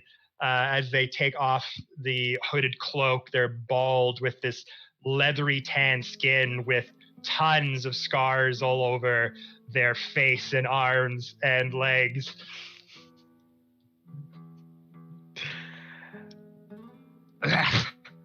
Does anybody remember when we were teleported to Jotunheim? Yes. Yes. This feels like that, but the other way. It feels horrid. I hate it here. Yes. Reynard, what realm is this? We're back on Faerun, my dude. Right. Faerun. That's right. Let's see. I hope you What don't is mind the accent change there. I've got a little bit of history of this place and just kind of going with I had last time. Sure. this? Where? Makes sense. Hmm. Okay. All right. Destination over there. Y'all ready?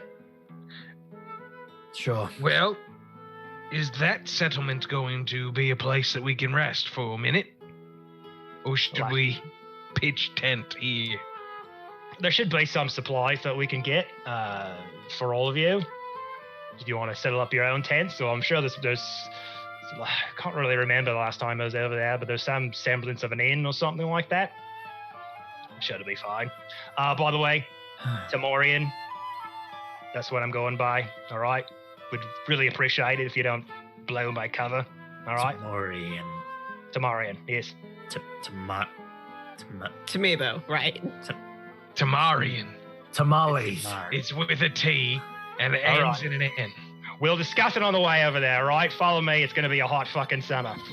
Puts up the hood as the rest of you start to make your way towards Alright. this barraged tent town way off in the distance. Heat vapor waves kind of disguising what sort of size of settlement you're looking at. But as you start to make your way out in the hot sun, this is where we're going to take a break. So, Gotcha. all right, everyone. So yeah, you're finally out of the Demi-Bane bag of holding and towards the desert settlement of Otenzu. So you're saying we went from the frying pan to the fryer. Got it. Cool. Thanks. Love it. It's great. Find out in about 10 minutes time, everybody. So Oh, do not boy. go anywhere. Thank you all for showing up to our first D&D stream of 2022. Super appreciate it. And Heck yeah. thanks Internet for the huge raid. Your friend Candace. I like that I can't hear Jordy. Jordy. So we do. Your friend Candace. Got it. But thanks, Right. thanks Internet for the awesome raid. Really do appreciate it. Okay, be back in about 5-10 minutes time. Everybody, do not go anywhere. We'll finish the rest of this story in just a few minutes.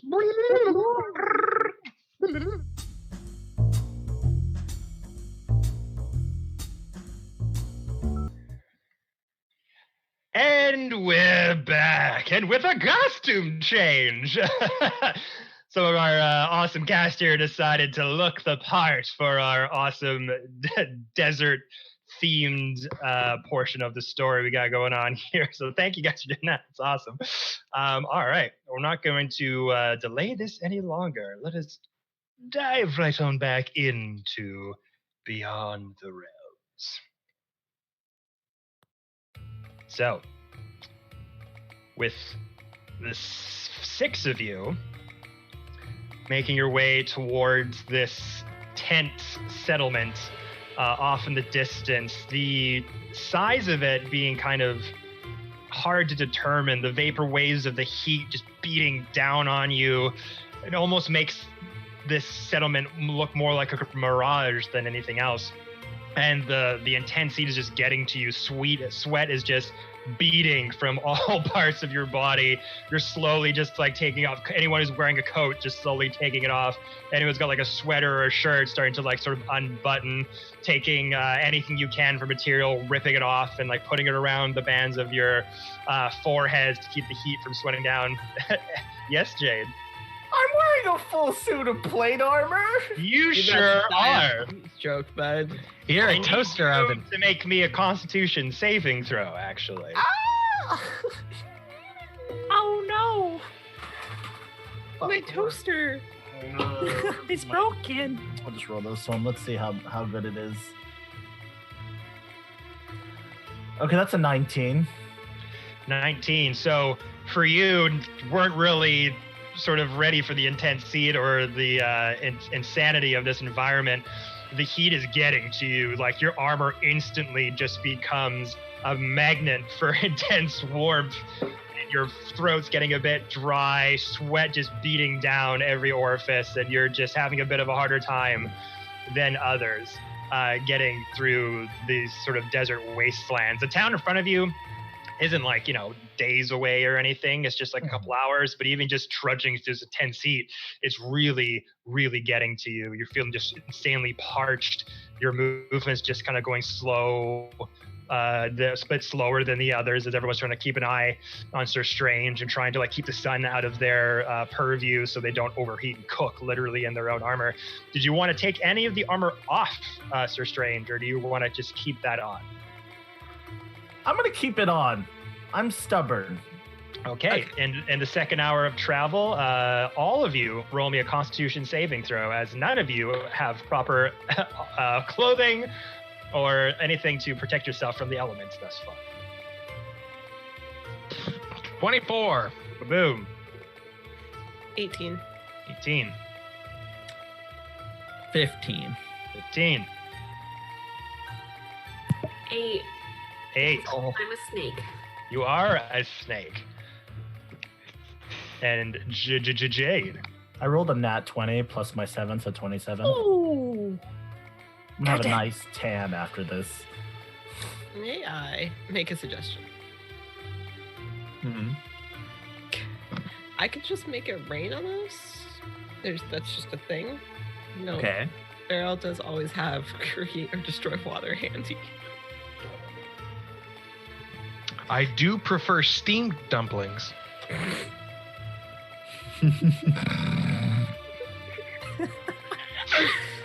Take it or leave it. Whatever you want to do. Love you, John. I would probably have minutes left on my polymorph at Yeah, this you're point. probably getting very Yeah, you're getting near the end there. Farrah, did you want to do some hocus pocus with the weather here? Yeah, I think she will. It is a 30-foot cube, so it will. The water follows as rain in a 30-foot cube within the area, extinguishing flames in the area, but there's no flames. So, Burrow's gonna kind of look at Sir Strange. Yeah, you are cooking in your armor, Sir Strange. Let me help a little bit, and then it'll just kind of and make like a little cloud of like a little bit. Sure, she just makes a cloud and it starts sprinkling. Can I give you a flavor because of the heat Yes. and the plate? Can it just like Wow. like heat? It's like We're just gonna keep it going. Okay, great. Yeah, we're just gonna keep that sprinkle on. So as you kind of walk forward with everyone getting a bit like you've been walking for about 30-40 minutes at this point. The heat's bearing down. You're like, oh wait, what the fuck? It's been a while since you've been in the material plane. to just kind of stretch your hands together in this cloud-like material, almost like a dark, dank, cotton ball swath just expands between your two palms. And you just throw it up in the air, and this dark cloud of rainwater just suddenly appears above you, starts to rain, just starts to piddle down on your party members as bits of steam start to shine from the intense heat from Sir Strange's overheated metal paladin armor. Just hear sizzling for the first couple of minutes, but eventually the cool down effect from the rain hitting the metal starts to subside. The rest of you just feel intense relief as this cold rain starts to wash down on you, and this very noticeable dark trail is kind of snaking behind you, but also evaporating as you go.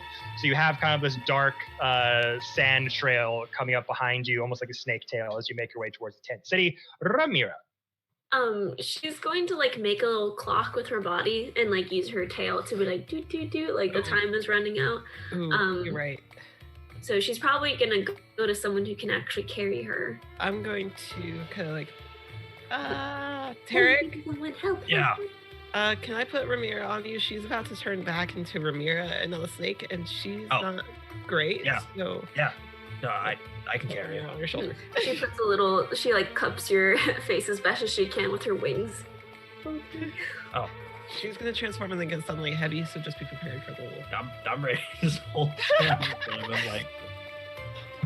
Okay, so as you hold the little flying snake into your palm, you keep trudging forward into hour 2 of walking in the dune sea here. Again, drenched in rainwater, you've at least got a source to keep you cool. A few minutes go by, and that timer does indeed run out, Tarek, as you're kind of walking with your party, holding the snake in hand. Suddenly, Ramira just puffs and just explodes out of the snake form into Ramira once more as you try to catch them in your arms. Make me a dex saving throw. Oh no. Or athletics check, actually. Huh? I hope you drop me. Oh, I hope I didn't with this roll. Just a regular dex check? Or a dex save? Dex or athletics, up to you. Or athletics. I will take dex, because that's +3. Yeah. 22. All right. 19. So Ramira just appears in your arms. You're able to shift the weight and kind of get a good wide stance and just hold them and don't drop them in the burning hot sand, which I believe you're still unconscious, correct? I am unconscious and I do look like my changeling self. So I'm just a mop of white hair to my knees, essentially. Cousin is. There's a moment where I just like, by default, Harris just like, you okay? Oh. She's hella bloody. Like, she's just covered in blood and dirt and a mop of white hair. And Yeah. She'll be okay He'll just once she. reposition you in his arms and just like make sure you seem relatively comfortable and then just continue walking. My tiny baby. As Ramira is appearing in your arms and their changeling form, hair falling to the side, just still out cold from the encounter down below in the bag of holding. Hour 2 goes by. Again, it's just dunes everywhere. This tent city kind of coming slower into view, and the rocky background of like all these Grand Canyons smushed together from one side to the other, just starting to become larger and larger as you're getting closer. And as you make your way to the entrance of this sort of tent settlement, there is some sort of walled-in structure in a fairly large circle formation nearing kind of the base of the canyon. And as you're getting forward, Reynard kind of leading the charge with the black cloth hood up, although it's kind of like soaked a little bit as they kind of trudge out of your rain cloud cover to kind of enjoy the sun a little bit, drying off. But eventually you start to see the entrance kind of come into view, and it seems to be a lot bigger than what Reynard had initially described it as. Reynard kind of describing this as just like a barren sort of wasteland. There's a couple tents or whatever, but it's a small little settlement. The sort of makeshift walled-in structure kind of leads you to believe the opposite. And as you come close to the entrance, you do see it's not necessarily a door. It's more of just an opening. that's at the front of this sort of self-made wooden and metal walled structure that looks fairly self-made. Fairly tall though, again, on like around 60, 80 feet high, from the bottom of the sand going up tall. And you do spot what look to be guards at the start of this entranceway. You're a fair distance away. Did you want to just continue to go forward? Did you want to stop and talk about what you're going to do? How do you want to proceed? Does anyone know where we intend to rest? Do we want to rest in... I mean... As Reynard kind of looks behind, hood up, the dark sort of tan leathery skin looking back at you with multiple scars all over their cheekbones and face, no eyebrows whatsoever, very sort of distorted looking visage. There's a place I know that I came here last time. Seal of a Mirage. Well, Tamarian, please lead the way. Gotta play the part, mate. And just like keeps walking forward with a bit of a twinkle in his eye. And as you approach these two guards, both carrying heavy scimitars. Two varying shapes. One more on the medium to smaller side, one on the bigger, brutish side. These two humanoid-looking figures aren't very much, they don't really look the same. One has a pair of legs. The other one has just a tail body entirely. As their scaly, dark gray skin kind of comes into view, wrapped with various cotton bandages, burlap materials. Appears to be what you can kind of tell as Yuan-Ti, snake race style of people. And one shirtless, kind of using the cold-blooded nature to kind of accept the warmth of the intense sun as they're just sort of standing like in plain view, shirt off. The more medium stout one has kind of a grayish belly scales that kind of have a line left to right ratio going here, and then a darker tanner duller green scale going off of their shoulders. Fairly ripped, fairly stout, hands wrapped, claws coming out, protruding out of their scaly hands. Fairly narrow like head, doesn't really have much, they don't really have much of a neck. Their head's kind of adjoint to their bulbous shoulders, with a scimitar kind of in one hand as they're just kind of like picking something off the end of it. Looks like dried meat or something like that. With this dark grayish, cottony, wide, billowy pants with a leather belt around them with various trinkets and things sort of locked onto the side, with fairly large, heavy leather boots on the bottom. Yellow eyes that kind of slit out back and forth with a pink tongue that slithers out. The bigger of the two, though, looks more like a cobra. No legs, but a wide tail that goes down from the torso and kind of snakes around the side of the wall. And they have a giant cobra hood, fairly massive, fanned out. And this one has two very large scimitars that have an enormous curvature to them. Forearms wrapped in some sort of material. This almost like, I forget the name of it. It's from the Philippines. It's kind of like the Philippines version of a scarf. It has a specific name that I'm not remembering at the moment. But it's just imagine this very thin cotton material that's kind of like a scarf, but it's very light and kind of wraps around diagonally along the midriff of the snake and kind of wraps around the neck. And he has this lasso, a sarong, thank you, around the body, and then has this lasso whip like weapon attached to the side. And the cobra is just like juggling these massive scimitars just to kind of like pass the time. And your party starts to walk up to the two of them.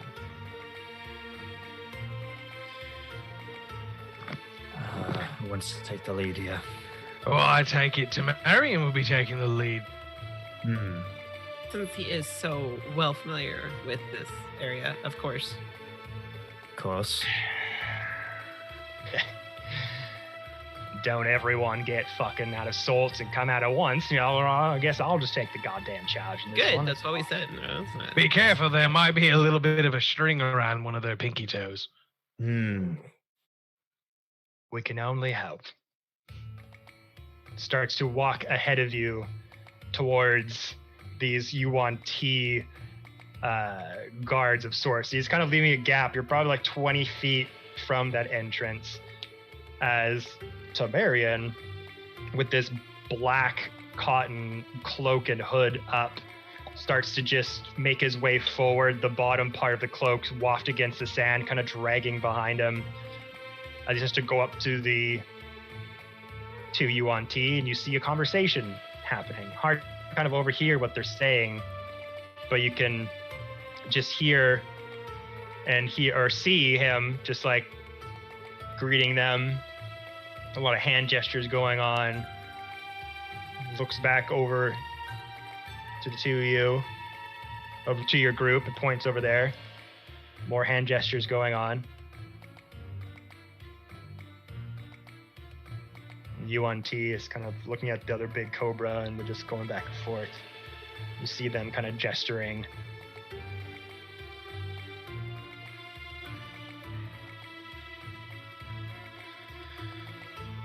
Something doesn't seem right here. Oh, never mind. Raynar starts waving you over It's and our just way. gives a pat on the chest of the cobra as Reynard walks through. And the Something rest tells of you me start- this is about to be about money. Hmm. Yeah, we all approach. Yeah. All right. Moving up. So as all of you come towards the UNT. Hello there. Hello, mate. Hello. What brings you to our humble settlement today? Rest, water, and food. Hmm. Ah, yes, I see. You'll get plenty of that in Otenzu. There's just a formality that we have to go for here. Have you Yeah, been inside our right. settlement before? No, this would be the first time. First timers, I see, no problem.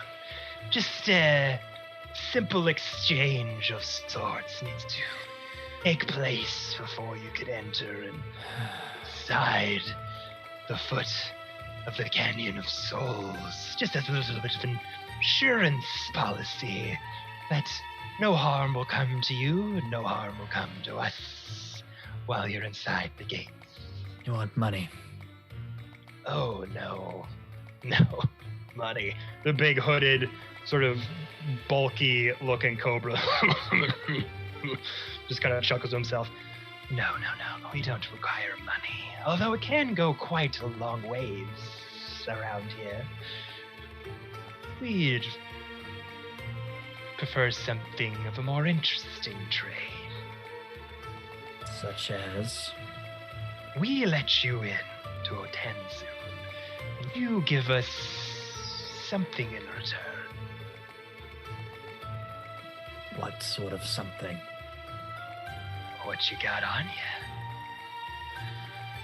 What are you selling? What are you buying?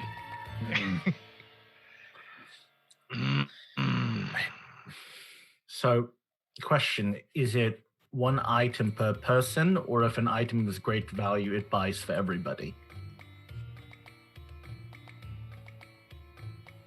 Not specified. I will reach into my pouch and pull out the dark dagger that I stole from the...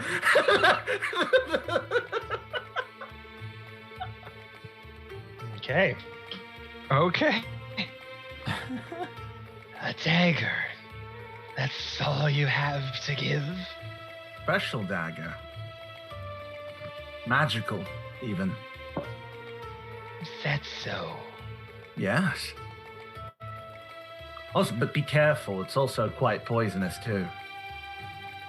And me being a paladin and honorable, I don't use such an item. I just keep it for a keepsake, you see.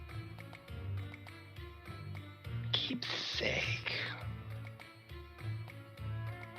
Very good. If anyone knows anything about poison, it's us two, you know? Venom being a special touch around here. This is acceptable. But it gets all of us in. I don't know about that. It is a nice item, possibly you and one other.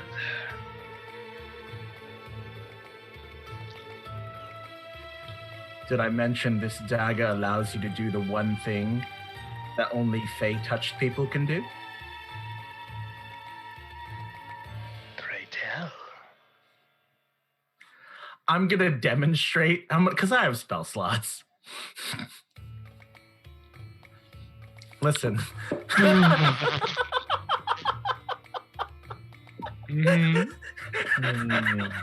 I pull out a Glock.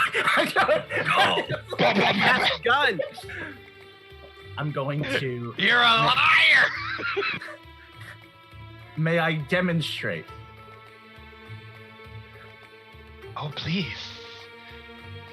We need all the entertainment we can get out here. I'm gonna Misty Step behind one of them. Okay. Just an example, not like anything, but just walk and Misty Step right behind them. Okay. Yeah, that's what I do. And the Dark Dagger allows me to do that. That's why I've had 2 uses of Misty Step this entire time. Oh. Make a persuasion check at advantage.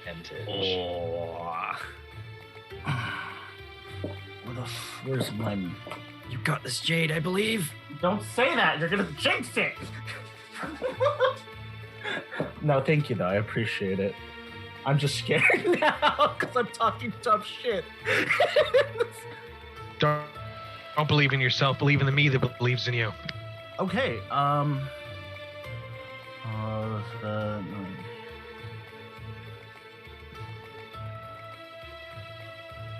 22.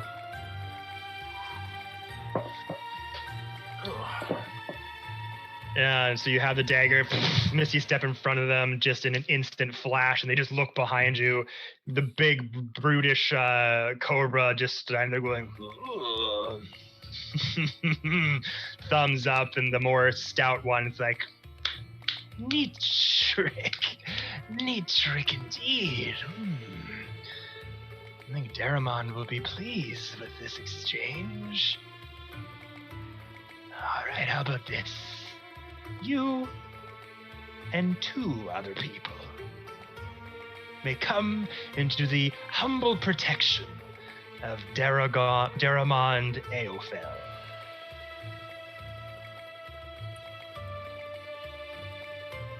Make it 3. Don't worry, Sir Strange.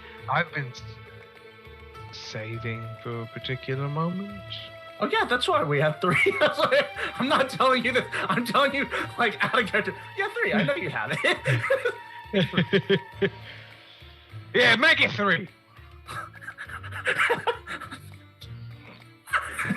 We have been patient up until this point, and you have been shown to be very calm and beautiful people, but I'm afraid my generosity has worn its welcome.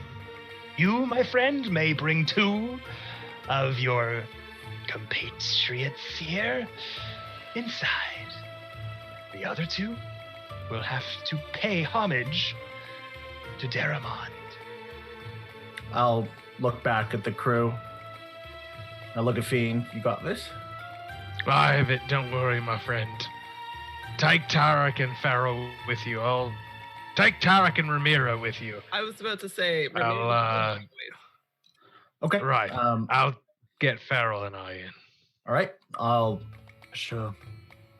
hand the dagger out and gesture for Tarek and Ramira to come forward. Man, I feel like my mom was haggling. So who's carrying Ramira? Me. So Tarek it's is just currently carrying Ramira. Yeah. As you walk forward with Ramira towards the two UNT guards, the big hulking cobra just puts its rather massive scaly hand onto you. Looks towering down at you. Yes. What's up with this one? Just sleeping. Sleeping, eh? Not trying to smuggle anything in, are you? No. Anything inside this cadaver that I should know about? Excuse me? She's unconscious. No. You see this huge cobra head just lean down and just get really close to sort of the neck and face area of Ramira, passed out, as the snake tongue just... Watch yourself. As that snake tongue comes out. Hell no. Yeah. No, Tarek's not having any of that. You want a combat encounter, don't you? Okay. That cobra tongue comes out, and almost before it gets to Ramira, Fiend is like in his face, like Misty steps, and goes, Oh, Tarek's right there too. Yeah. I've been polite, and I intend to continue to be polite. But if you don't get your fucking tongue away from my friend, I'm going to rip it off and eat it in front of you. Make an intimidation check. Yeah. 28. 11 plus 17. Damn. You get right up into that bulbous cobra motherfucker and just stare him down in his beady yellow eyes as he just looks over to you. And his body kind of shrunk down a bit just to get close to Ramira. And as you say that, he's kind of looking up at you, and then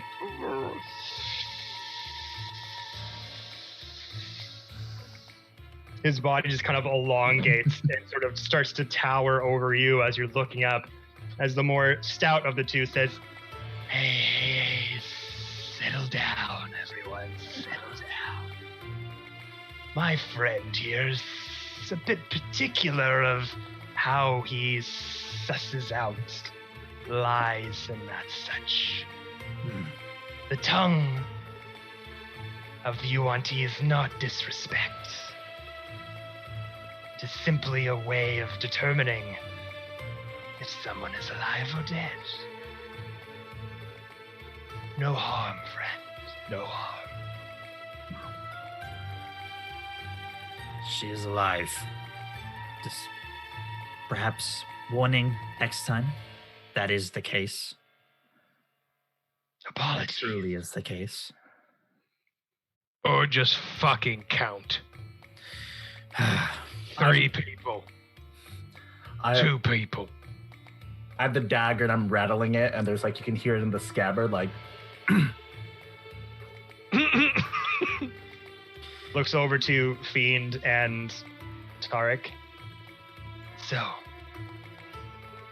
your tribute. We've paid our way. It was Tarek. No, I and- wave. Oh, sorry, it was Tarek. Yeah, I and waved Sorry, Tarek. that's Feral and Fiend, my bad. Yeah. Let them pass. And the big, huge, bulbous cobra looking at you and just lumbers, snake, like slithers its way Nice. over to Nay. let you pass through. Tarek just Thank you. walks on by, not even looking at him. And I'll hopefully the person that takes the dagger, I'm not just like waving it around like a. Yeah, eventually the It's a shorter tough you want it's to a kind knife. of will take it from your hand as your friends pass through. I'll just take the scabbard out, just looking it over. Fascinating. and I'll get rid of that of my inventory. Okay. Nice.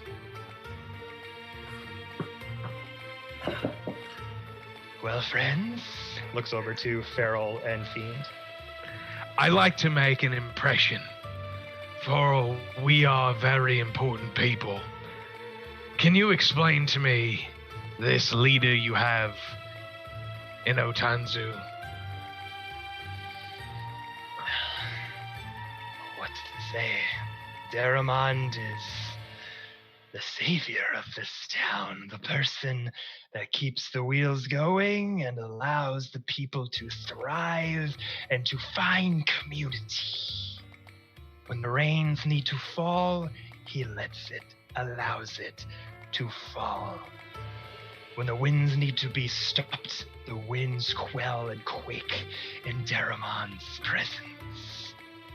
When the sun beats too hot and causes harm on our community, the clouds align and block the sunlight, and snowfall comes out of the pure sky itself without any clouds around. This wondrous leader sounds as a wizard. Many have called them many things before.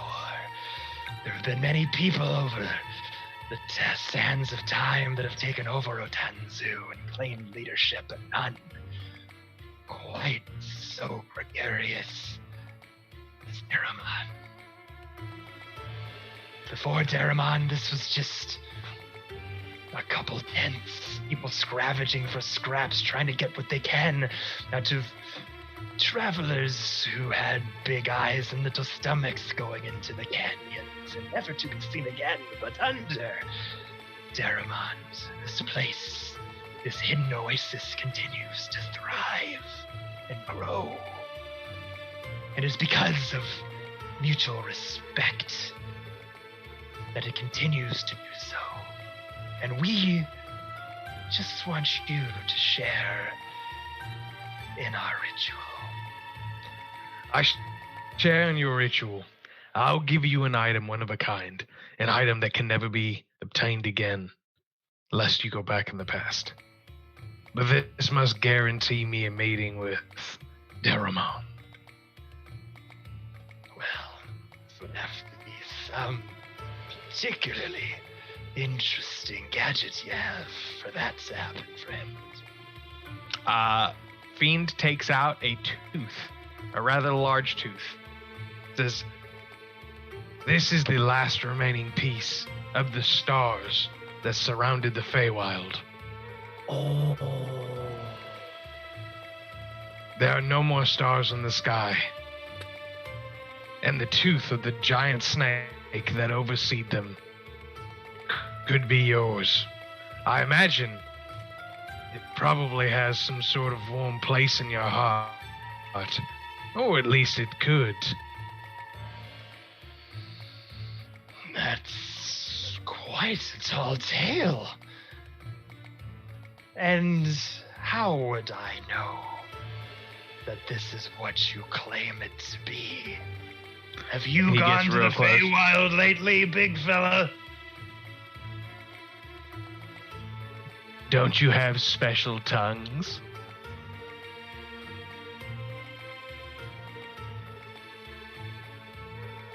Is it alive again? Puts his scaly hand out. Fiend, with no hesitation, gives him. Lifts it up behind him as the cobra just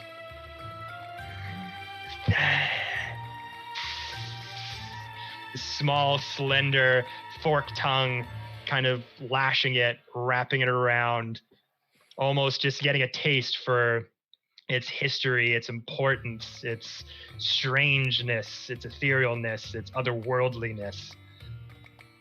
And as you just see this snake literally just French tongue, this giant dragon dude. The long tongue goes back into the cobra's mouth. Tastes like Faye, all right.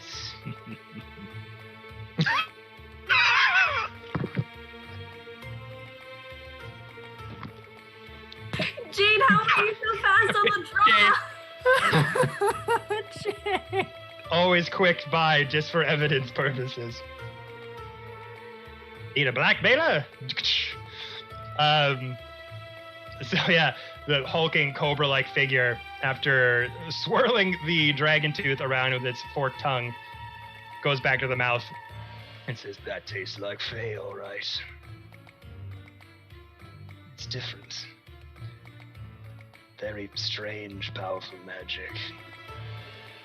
If anything, Terramond could use it for other purposes." Looks up at the big guy.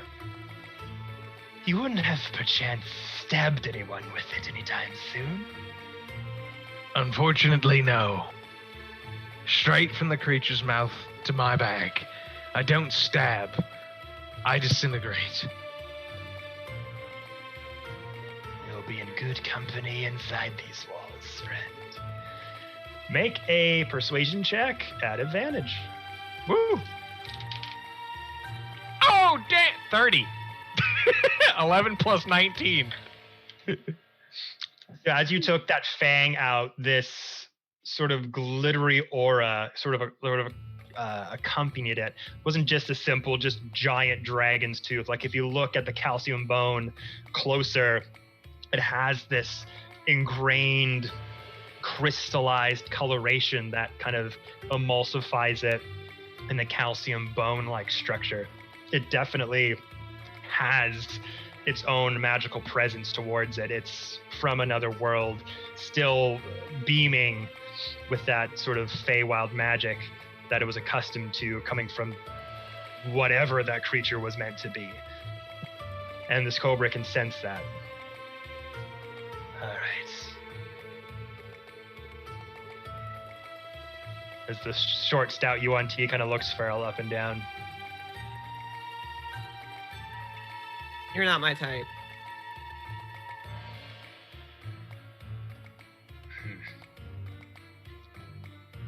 Oh, damn. Don't disappoint. Lets you both through. I stop on the way through and go, 9 hours. I'll be to your leader in 9 hours. Oh, please. Bring the whole gang. Full We'll have- intentions.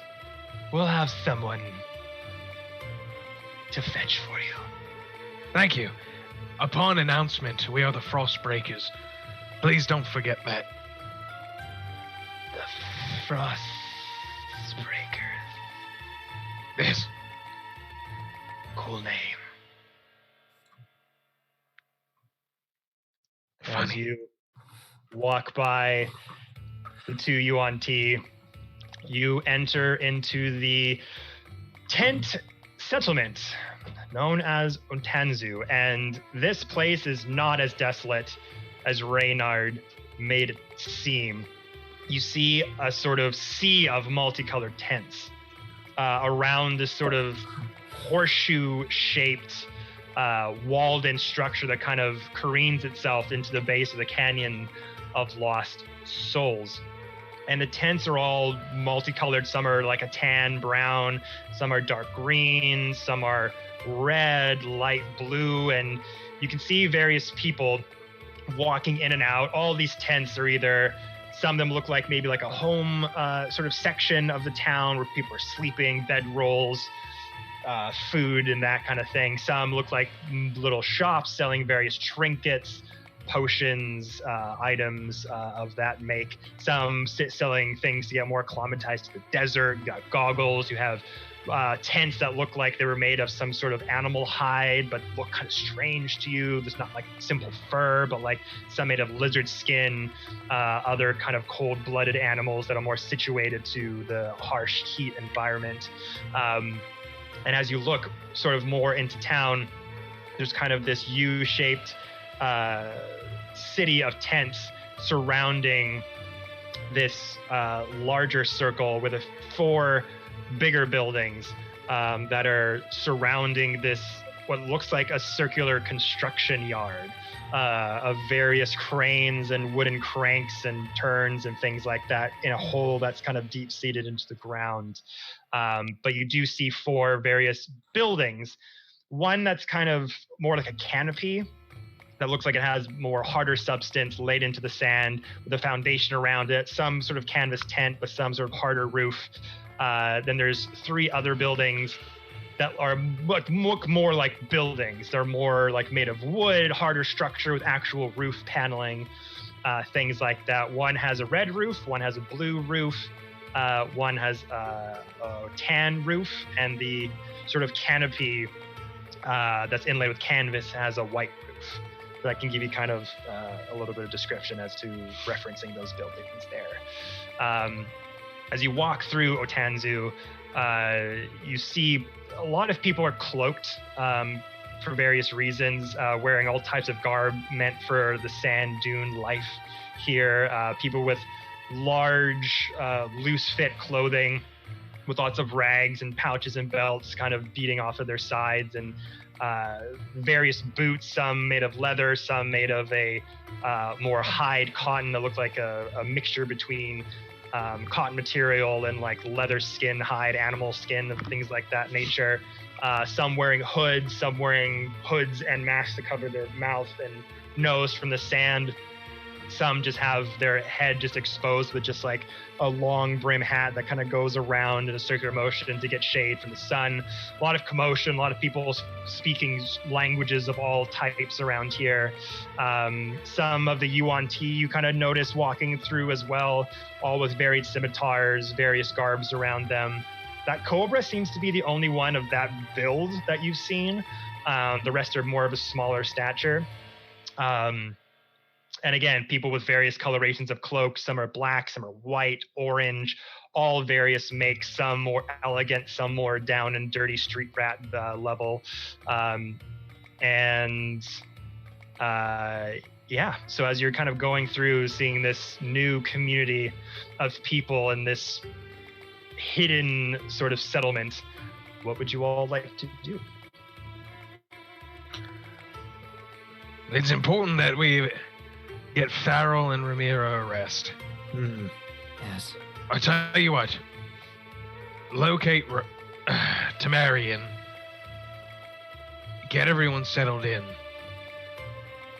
I'll get us some clothes that fit this area. Right. You know, I'm living my mummy dream. Okay. I have an old dancer's costume. It's fine. I'll just wear that. I'll go with you, Fiend. I'm very good at shopping stuff for people. Remember last time? They are very good at that. They're very, very good at that. Sounds like a plan. Like Always your robe good to in have Asgard. strength at my back.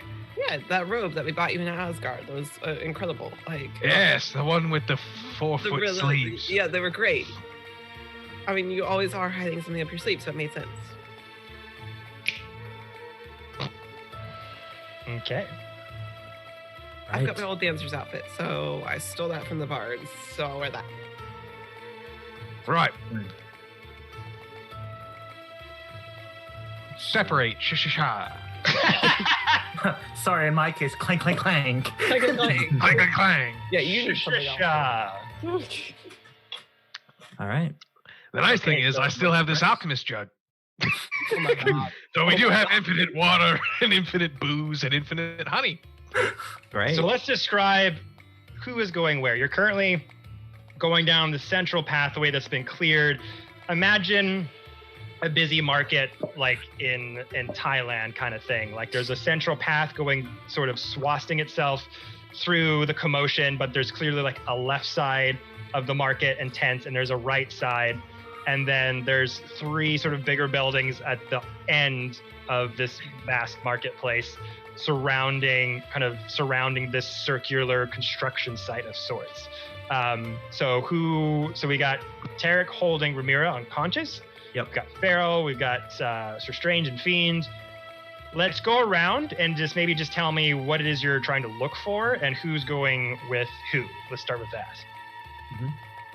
I'm with Tarek. Yes. Okay, so we got Farrell and Tarek holding Ramira. Yep. I'm holding Ramira. I believe Strange and Fiend are hitting the market. Yes. Oh my gosh, am I the brother in this one from like the Mummy? This is great. Okay, No, I and only then we want got- one camel. One. We And could have then- had him for free. All we had to do was give him your sister. Awfully tempting, huh? Awfully. God damn. God. Okay, so so Strange and Fiend going one way, the three of you going another. For Tarek, Farrell, and Ramiro, what are you trying to find, look for? Some sort of place where we can rest in terms maybe like an inn or something. Right, and Reynard did give you a name, said the Silver Mirage. The Silver Mirage. Okay. Yeah, try and find that then, I think. All right, so that's the three of you. Sir Strange and Fiend, what are you looking for in the market? Name of the game of this one is find a way to fit in. So maybe some new clothes. If they use a type of currency here, maybe do a currency exchange. Yeah, that. Wait, I don't think Sir Strange has been outside of. Wait, where was Strange originally? Asgard. So this place is very new. Desert environment, more of a bohemian like culture, out of the regal kings and queens kind of environment you've been enveloped in for the last while. This is more down to earth, street rat sort of environment. Everyone's going by their wits and trying to survive. Definitely a different environment for Sir Strange to sort of be a part of, but that kind of effect of them. And there's no better person to experience this with than Fiend. Oh, These we're are gonna my people. we're gonna die. We're gonna die. All right. So for all of you, let's roll some investigation checks. We'll do perception first. Okay. Try to see if you can kind of jot something that looks like you somewhere you'd want to be. 15. 18. 15, 18. Anyone else? Oh, 14. Sorry. I wasn't sure if we were doing it like one group at a time. No, let's get all of you. That's fine. 19. I'm asleep. You're asleep. In my mind, it's a dirty 20.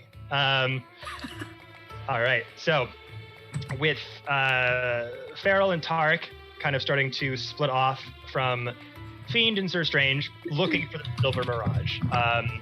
Kind of make your way down the central corridor. You're seeing various people pass you by. You're seeing tents with various... Oh, I hear a lot of keyboard talk. Sorry, I thought I was muted.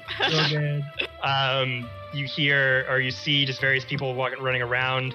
Did you want to ask someone for directions? Did you just want to get like a general look and be like, let's see if I see a sign called the Silver Mirage?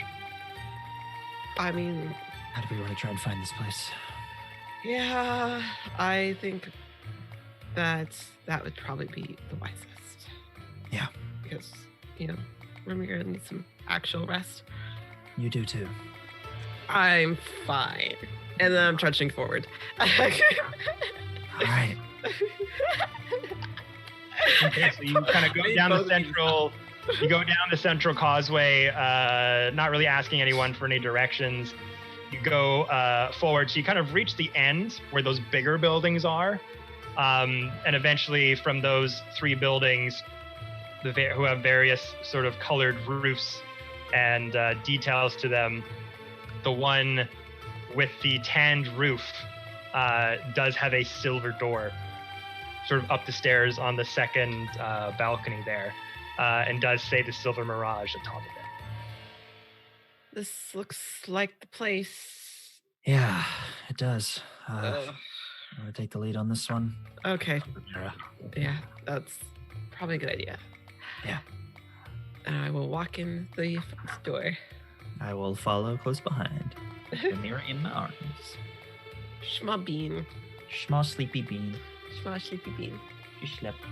Okay, so you go inside here, and Silver Door has kind of like not a handle, but like an inlaid latch that you kind of just put your hand through and kind of it's a very heavy metal door, probably to keep like sand out or heat or anything like that from crawling in. But you give it a heavy tug, and this music just bellows out from inside of this inn. A lot of violins, a lot of bongo drums, a lot of flutes and various pipe organs and other sort of strange instruments from inside. Very rhythmic, and there's a collection of people inside. There's doesn't really seem to be a restaurant per se, but more like a lounge area. There's drinks coming from somewhere. Some people are playing dice games. Kind of think like an old West sort of saloon. There's just various tables out and chairs, and everyone's just kind of doing whatever they want to do necessarily. But as you come inside, you see a front desk with a barred window in front of it that's kind of surrounding this front desk that goes from the sort of the midriff part of the wooden desk up into the ceiling. And you're met with the back of a spiked turtle shell. Yes! I love this. Are the rest of the people around like all snake looking, or there's a couple UNT. There's a couple UNT. There's a few human, a couple elven. I just want to see if there's a variety or if it was all. Yeah, I think most Isley. This is just like a collection of just like various races all around. Okay. Some look like there's gnomes in here, dwarves, UNT, human. You even see a werewolf off to the side there, standing up, doing shots with a gnome who's got like a mohawk and like chained up gold gauntlets, and they're just. They are my favorite. Love it. Love it. Right. I'm kind of survey the room a little bit and then walk to the front. Excuse me. And you just hear this.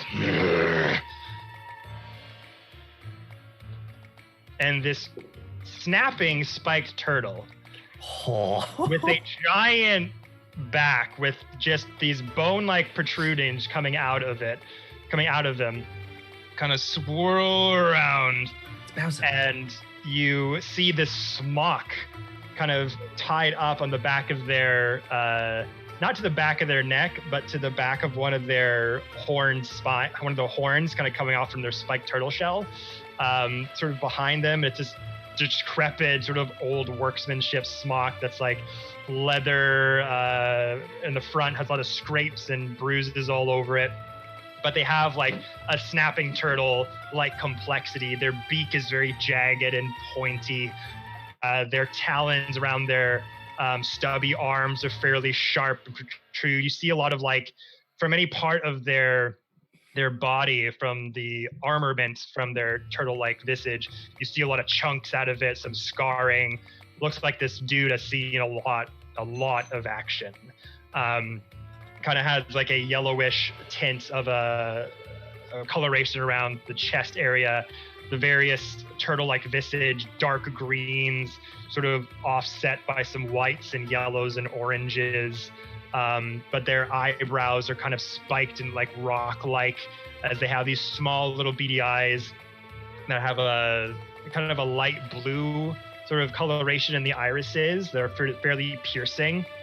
And he has these two glasses, these goggles, that are kind of like bifocals, like you can kind of see like bifocals along them, and just towers over and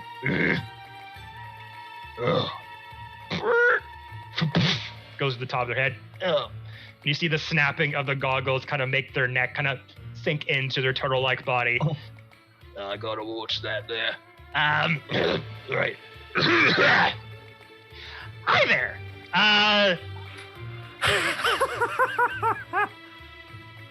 Look at you. That's I've never seen you around here before. How are you? I'm good. How are you? Right. If It's not too much trouble. I'd like to look at getting 3 rooms, doubles in each. The 2, 2, 2, please. Oh, yes, that should be much of a problem. How many of you are there again? There's 6. 6 of you. Okay. Right. Just looks around, looks a bit disheveled. Ah, there it is. Takes up this book, dumps it on the front desk. This dust just kind of flies out of it. It's been a while since somebody actually wanted to check in properly. I can't imagine why. This place seems wonderful. You learn to love it. Jesus. Right, Tarek, doesn't this place seem wonderful? Yes, it does actually.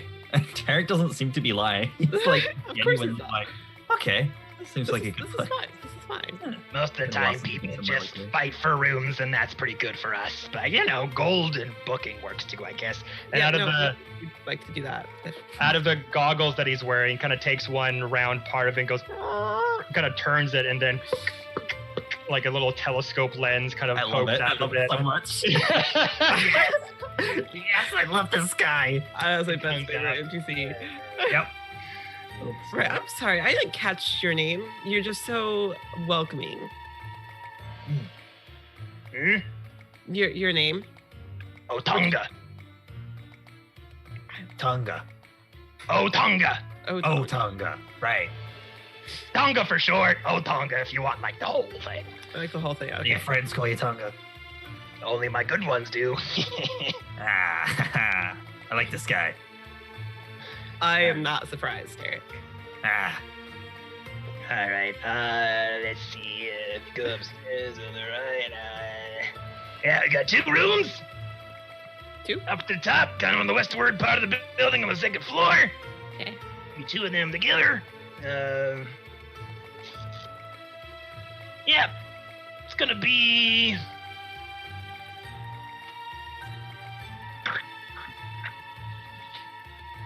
Yeah, 50 gold each should do. That seems a bit high. Yeah, it is a bit high. I will give you that. Right. But just consider this. Right. We're the only inn in Otanzu. Right. And I am the owner. All right. And I have to put in a little bit of a wellness tax on the rooms because as you can see, and you just hear a "Hey, motherfucker!" and someone just slams someone through a table as many glasses shatter and a chair just falls apart. I have to equate for upkeep. Right. Tarek turns Ramiro away from the shrapnel.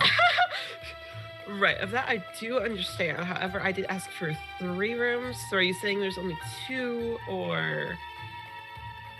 Because we can make do with the 2, but if there's a 3rd, I'd appreciate that.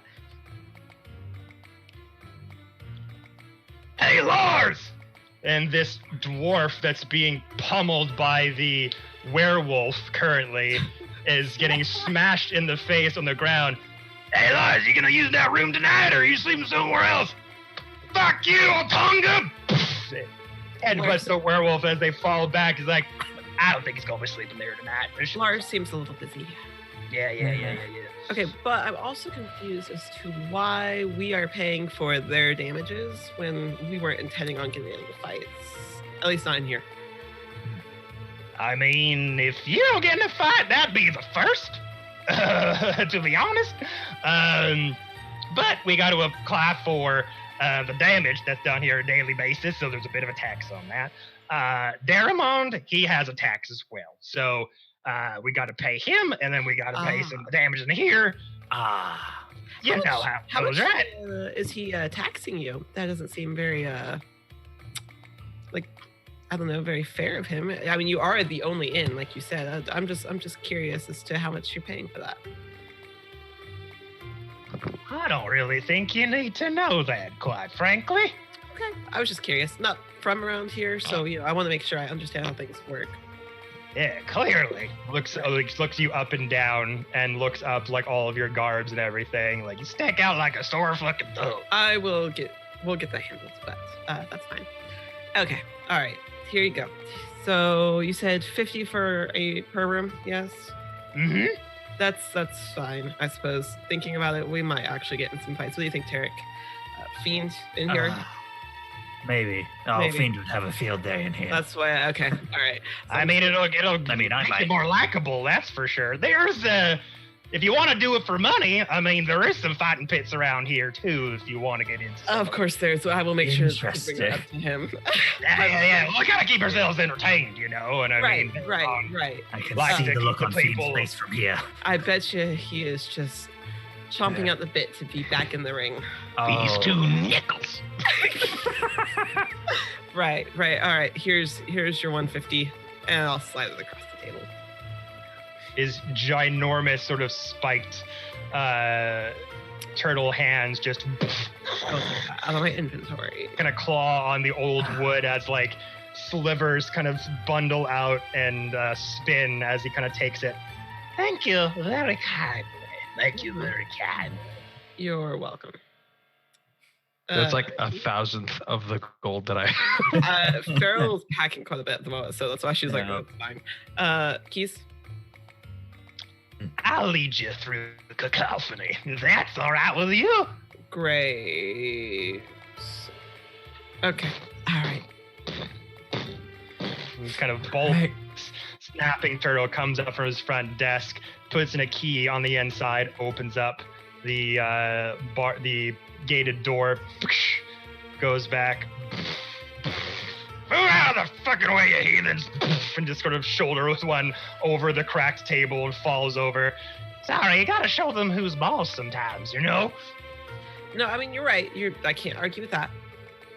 As he kind of stomps in the ground and makes his way up the stairs to the second floor, turns around, leads you down the hallway into your rooms. He gets out this sort of big, huge chain of keys out. There you go. Room number 16. Room number 15. Great. Thank you. No problem. There was a third. Enjoy your stay. Wait, the other key for the other. We paid for a third room. Oh, right. I suppose it's not with this one. Just trying to like, he doesn't have a lot of room to like move in the hallway, so he like stays forward and is just like turning around as this spiked shell is kind of scraping against the wall. And as you've been walking up and through this sort of inn and hotel, you see just a bunch of scrape marks against the walls and around the banisters from a spiked shell because he's just like not big enough to really operate. Tarek instinctively steps back with Ramira. Yeah, and as you're kind of going through the main sort of lounge area, you're stepping over like unconscious people and cracked furniture and trying to keep Ramir's head like away from other people. It's fine. Farrell's used to this, but okay, right. So thank you for everything. We appreciate it. What do you think, Tarek? For now, we all just go to one room, and that would be the rest. And we'll deal with the rest of that later. Yeah, that seems great. like a good idea. Great. 15. We'll just go to room 15. All right. All right. So as you guys get yourselves settled into your rooms, we'll go over to Fiend and Sir Strange. So what is it particularly you're looking for again? You lead the way. In particularly looking for clothes to help us fit in and potentially, you know, like ease with the sunlight on our backs and and then if gold happens to be a different currency here, so like Asgard had their own gold, you know, we have our own gold, or if gold just speaks here in Faerun. Okay. So you made your perception checks already. So you're going through the various tent city and you're seeing like sort of single person man stalls You see kind of various families and children kind of mucking around and wandering through the various tents and, playing catch with each other, just chasing each other through the streets. Very rambunctious, lots of noise and chatter and people's voices and things like that. Are you looking for something a bit more upscale? Are you looking for something a bit more down low and dirty? Like what's your level of extravagance you're wanting to keep an eye on? Way upscale.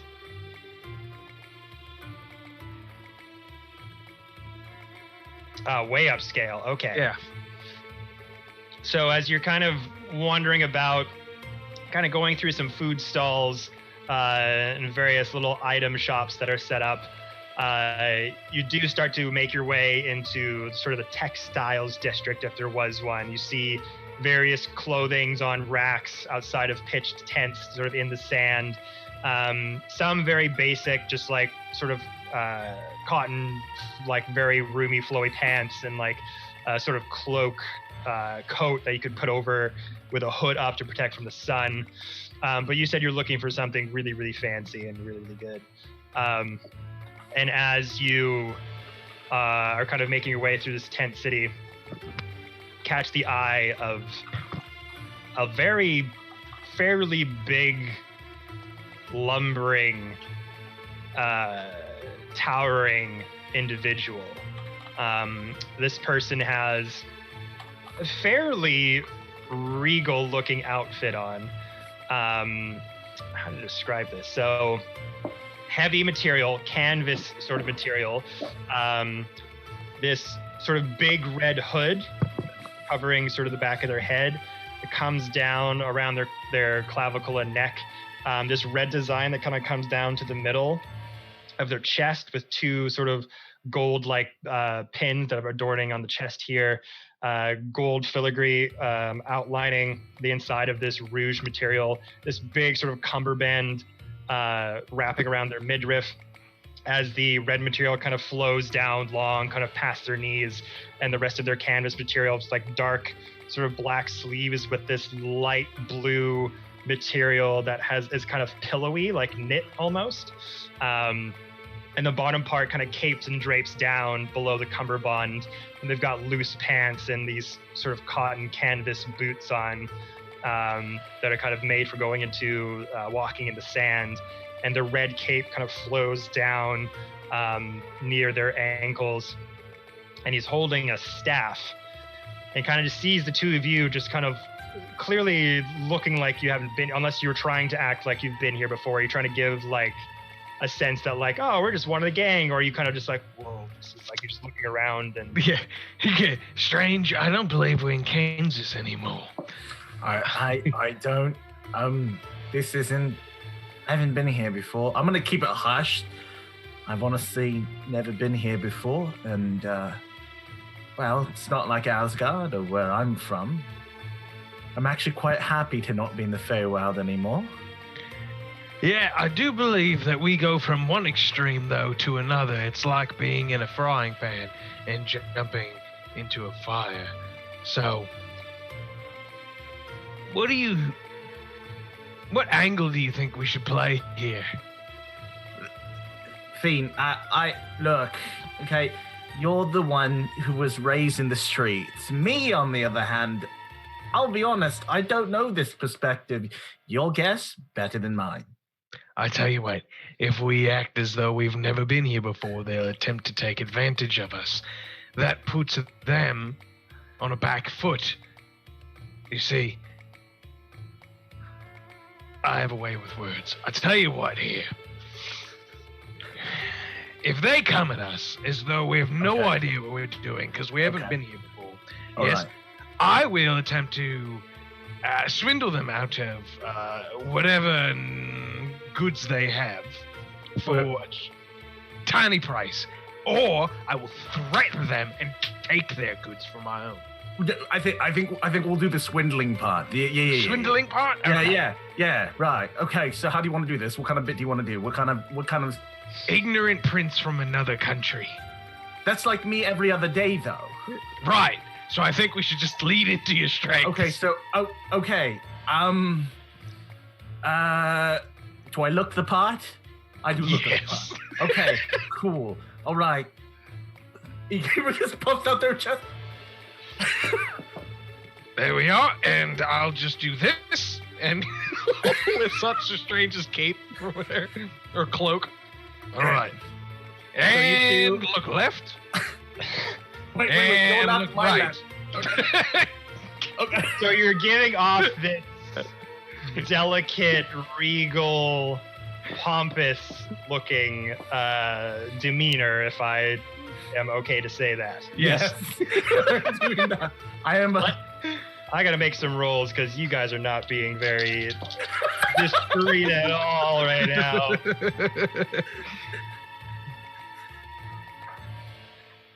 We didn't think this through. Not even a little. That's the best part. Okay. It's rush hour up in this bitch. Oh, no. We're fucked. Okay. So let me just get this up. So that lumbering, towering person that you kind of see just a few stalls ahead of you takes notice of you, looking to be wearing a bit more finer garb than the rest of the residents that you're kind of interacting with.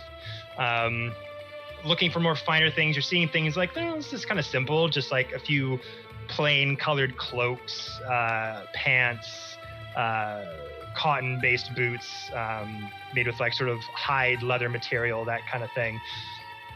But this very distinguished, tall, lumbering gentleman. My friends! My friends! My lord, I do believe that one of their marketeers is talking to you. I'm gonna lift up my visor. Lead.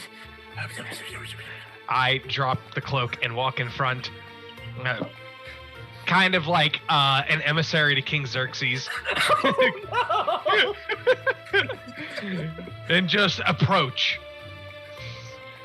My friend, I have to tell you.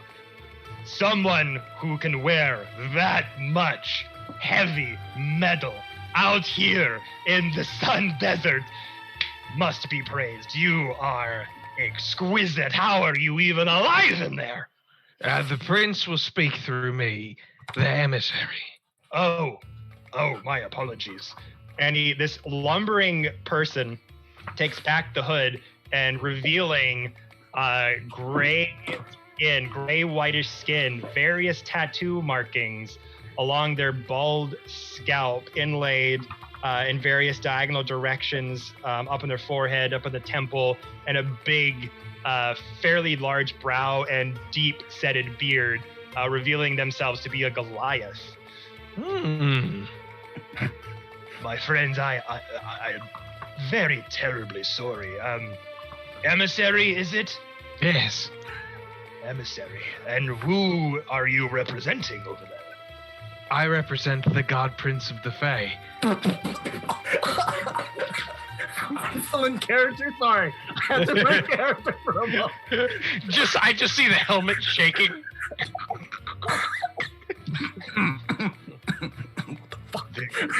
It's right. Well, let's see. You're not lying. Roll a persuasion check to see if he believes it. I'm acting.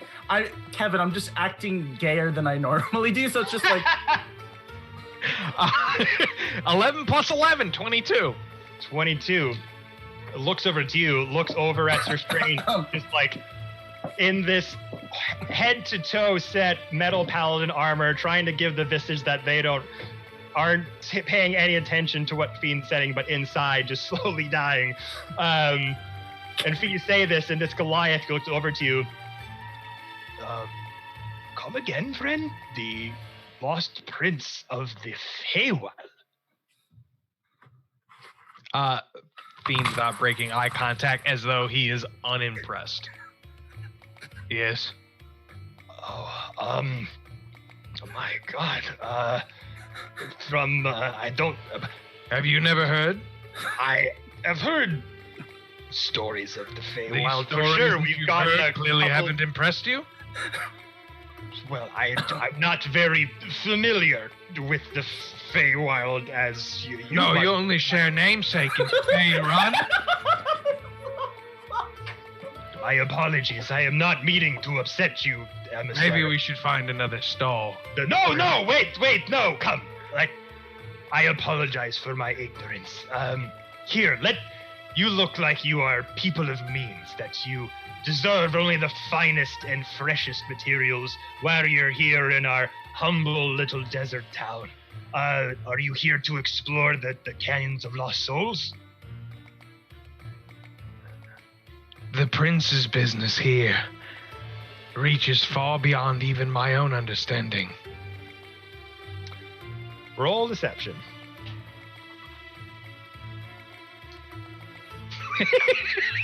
29! 18 plus 11. Okay. Goes up to I you. lie, I tell the truth. It's a thing. They're equal. What? Yes, of course. It's none of my business. I apologize greatly. You understand that I merely follow the footsteps of this great warrior. We're gonna flavor this. I'm gonna be like, It's just, excuse me. No, yes, of course. Yes, my prince. fuck. Excuse me.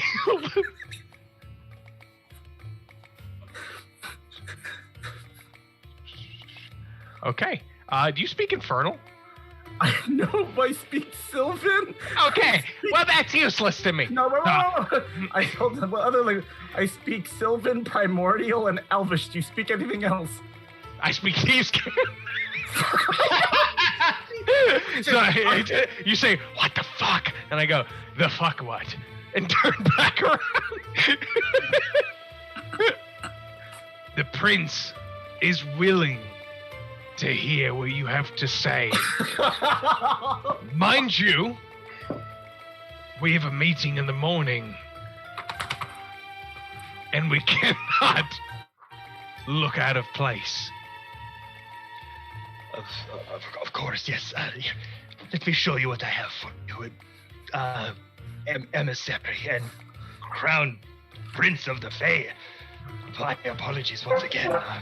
Come inside. Come inside. The Goliath kind of takes you inside, staff beside.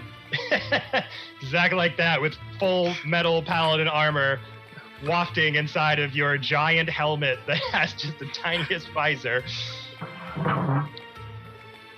So he takes you into his tent, and the tent that he has is fairly larger than the others on this sort of sand block, let's call it. He's got two that are kind of conjoined together, so making it quite expansive, and he's got various outfits on kind of scarecrow-like dolls on staffs, on wooden pegs. So on one sort of mannequin, you see a cloak, kind of dark and black material at the top, and slowly bleeds into a finer brown golden material the more it goes down. Has a high collar to it with like gold outlining that kind of protects the neck, and has kind of this diangular chest piece that kind of goes down like this. The cloak kind of parts out from there. He has these brown leather gloves that are fingerless with a gold material that wraps around the forearms, leaving the chest and the arms bare. Has this sort of burgundy red sash. It ties around the waist part with a leather belt, and then more cloak material that kind of comes down, all outlined in the shining gold material. Black canvas pants that are very like billowy, big, droopy, and these boots that are kind of nice tan brown leather, more dark mahogany brown leather. And around the anklet, there are these sort of gold trimming around the anklet, and these red sort of boot tops. I think like the ones that kind of fold down, almost like pirate-like, but they have like a red burgundy inlining to them. So kind of like a black, tan, brown, gold outline with like touches of burgundy to it. And so that's one option there. Another option that I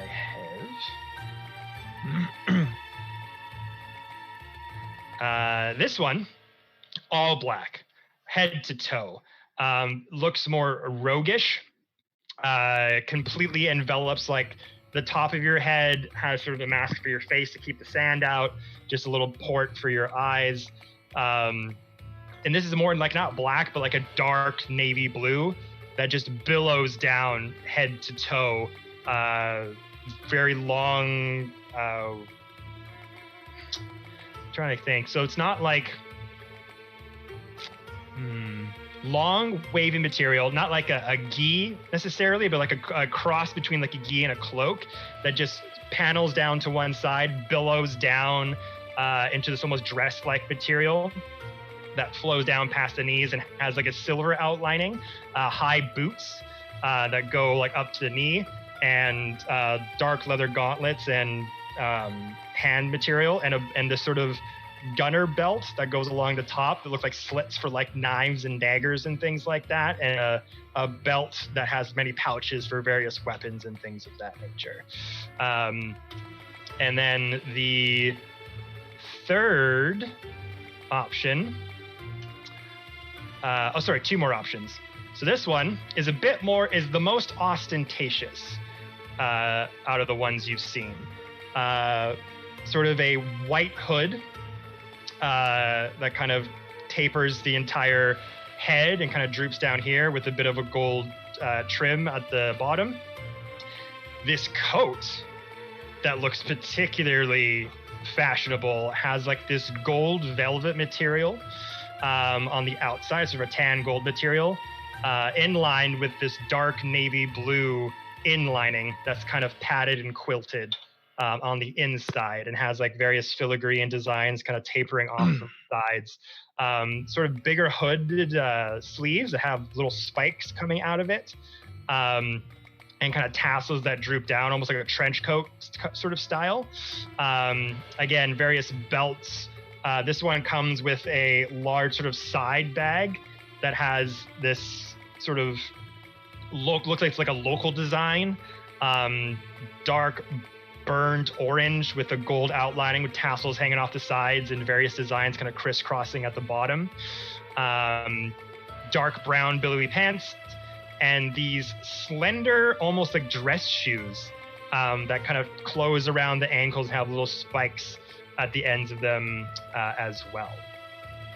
And the last piece in his stall looks like a ball gown, but is armored. So imagine a traditional, almost like Beauty and the Beast ball gown. It's dark, it has sort of black, brown, yellowish adornments, but like roguish burgundy etched in there as well. But it has like armor plates like around the chest area and down the midriff, and paneled on the dress, almost like sun panels are like various armored pieces. And then these two kind of shoulder down puffy material pieces that come off the shoulder here, and there's like spikes coming off of the ends there.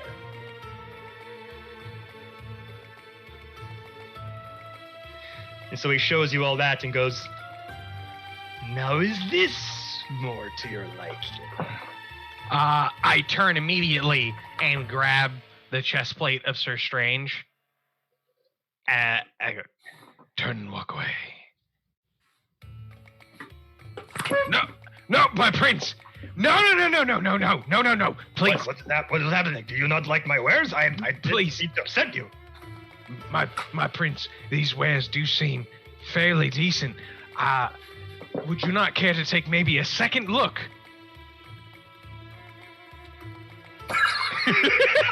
No? I can't even convince you of this? My friend, what can you do to make my prince stay? I'm walking slowly. And I get real close to the Goliath, and I go, "My friend, my feet are killing me. I've been walking this encampment for 3 days. I don't think I can go any farther. Please help me. Make a persuasion or persuasion or deception. I think it's deception. Yeah. 27. 16 plus 11. What is happening right now? Lies and slander. That's what's happening. Okay, so your prince is deciding to leave, and the Goliath business owner here, textiles artist, like, no. What do I do? Is there something I should say, or What is it you can give us if we buy all of these? All of them, everything in your store, everything on these mannequins. Make him, please, make him feel like he's special. Make him feel like they're special. Again, doing all the things, just like acting, remembering what they did. You keep remembering what the Fey pompous nobles look like and how they acted. He's just like, I've forgotten what home looks like.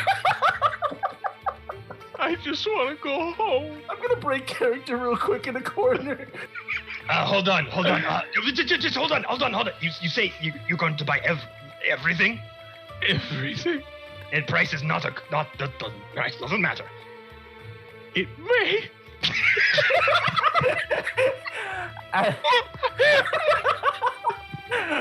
Sorry, a little fiend slipped through there. It may. All right. Hold on. I was saving this. It's Slapping my belt angrily. This is very, very special to me, okay? It's very, very special to me, but for you, your emissary... He looks around the other stalls who are just kind of looking over at the commotion, realizing he's got a big fish here, does not want to let it go. Okay, look, can you keep a secret?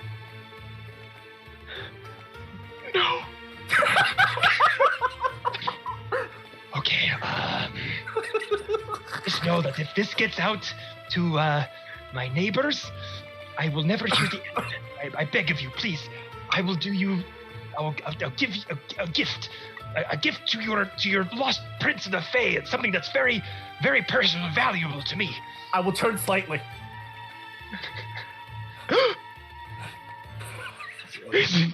They're interested. Can your Fae prince understand me? Prince, please don't go. Body context. Language. Body language. They understand body language. All right. I look them up and down. Stalwart, my friend. Stand stalwart. I'm trying. I don't know how to be more stalwart. Now put your hand out. Correct. Now bow. Do I keep the hand out or do Yes. Okay. I will turn very majestically and reach out my hand and be like, the prince has acknowledged you. What is your gift? Oh, thank God. Okay. I humbly apologize. Please take this humble.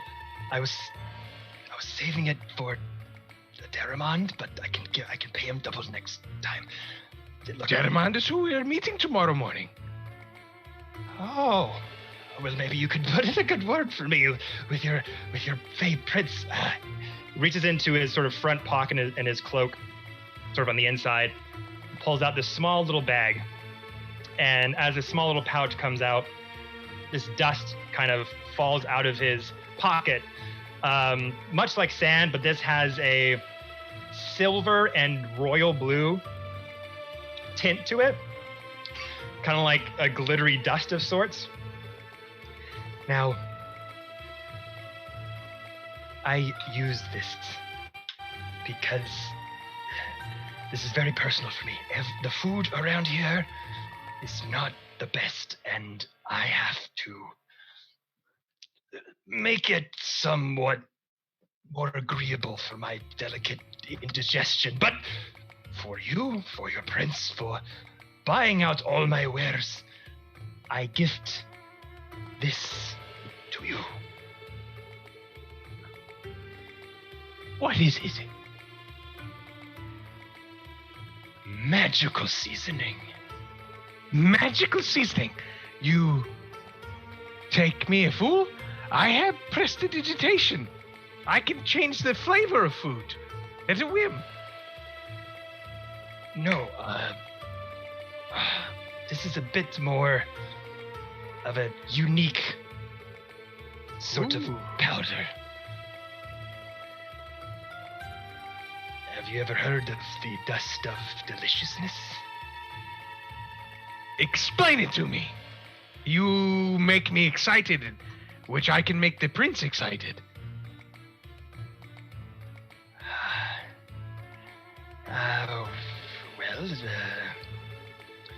Kind of looks around and doesn't want anyone to kind of hear in the conversation. It is a rare substance that if somebody ingests it, they can be, well, a little bit more agreeable than most. And it makes everything taste amazing. You don't say. Yes, they will be overwhelmed with the amount of flavor and potency that you give them. They will be, just a little bit more agreeable. I had a bit of a custom around the shop where I'd hand out little snacks, little crackers, little appetizers from the local land, and just a little bit of this on there. They take a bite. They're maybe more susceptible to buying some wares. But since you and your magnificent Prince of the Feywild will be buying everything in here, it's just but a humble payment to give. What is your price?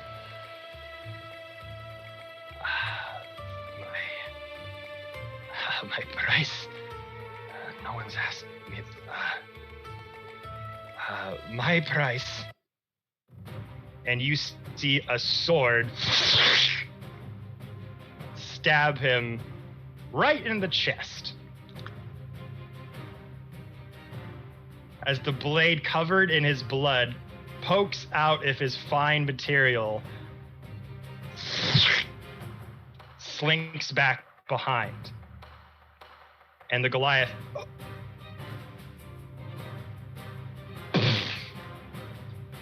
falls to the ground.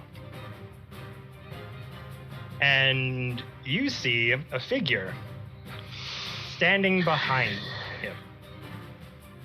Long, flowing black hair. Like, long flowing, like coming down almost to the hip line.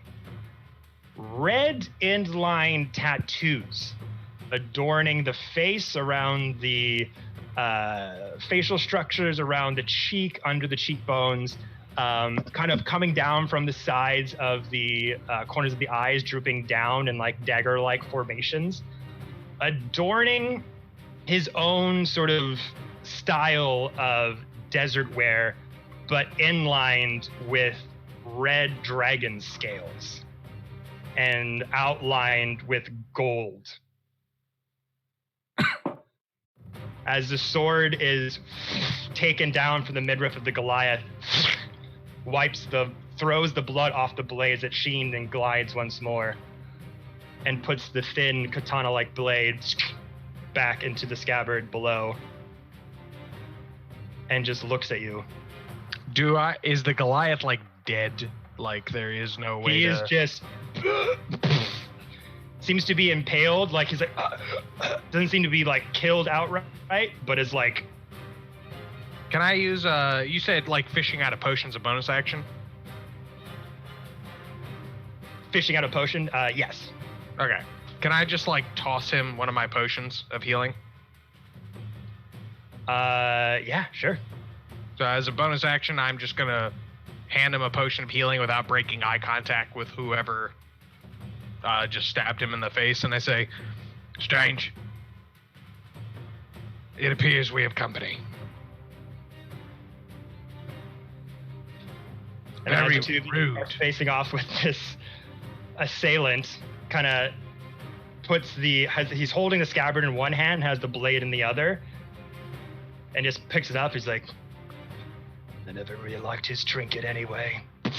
Tosses it to the side next to a bunch of other sort of things he had sort of piled up in the back of the tent there. There's only one person we pay homage to around here. Takes off the dragon scale jacket that he was wearing, falls down to the ground. And you haven't met him yet. Takes a side stance. I need both of you to roll initiative. I don't know if it's gonna beat this guy's initiative, but I fucking crit!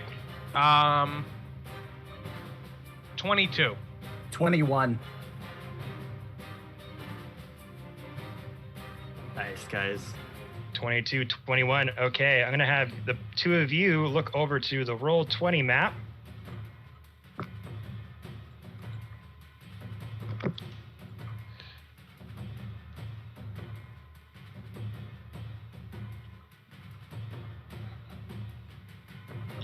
I'm gonna reveal it here.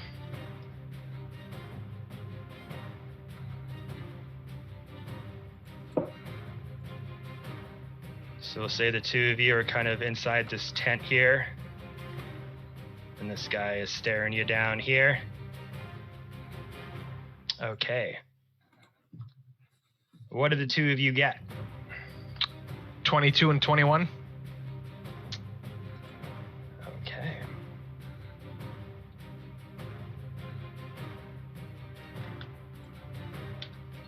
Who got 22 and who got 21? I got 22. Jade got 21. Okay.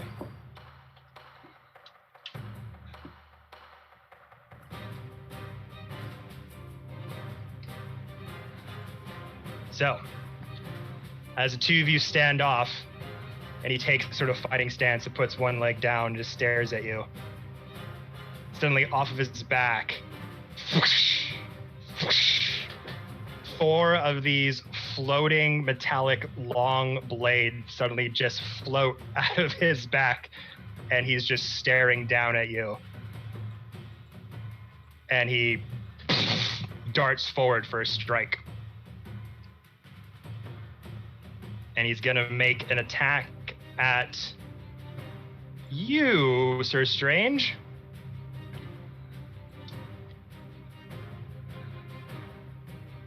This is going to be 3 attacks.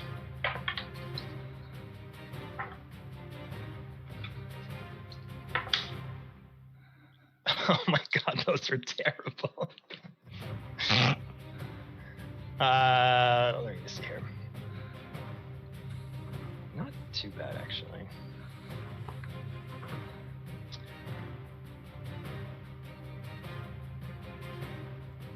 First one's the 19. Nope. Nope. For the second one, it's a 16. Nope. Third one's a 25. That hits. Okay.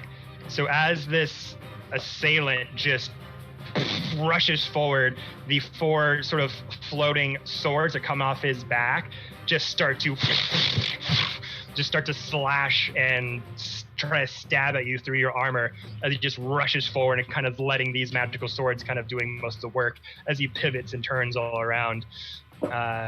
Gonna do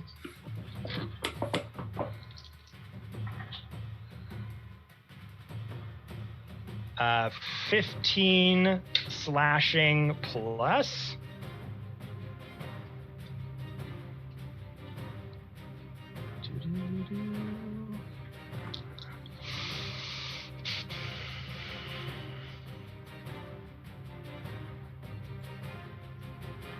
Uh, 33 fire damage. As these swords kind of swaft and clang against your paladin armor, you start to see bits of fire, almost like oil, protruding down the sides, flame across the chest. as just this like explosiveness kind of erupts and people on their tents go, "Go, shit, run!" And they start to huddle and scream and run for cover. And that is going to be its move. And then we're going to go to Fiend, correct? Yep. Okay. Cute.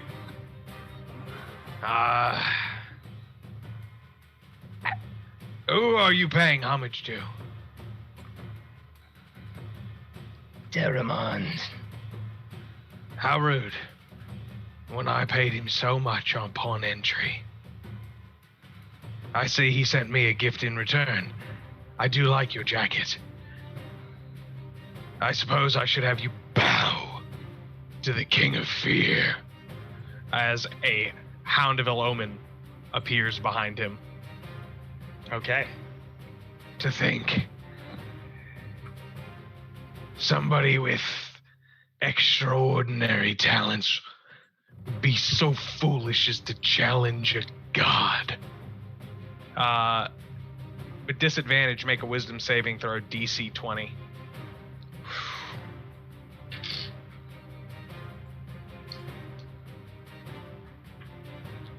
Fail. Oh, sorry, Constitution. Constitution. Oh. Still fail. Roll a 7. Okay. Alrighty. I am going to hit him with Blight, and he is going to take 9d8. Okay. And I'm going to empower that Blight.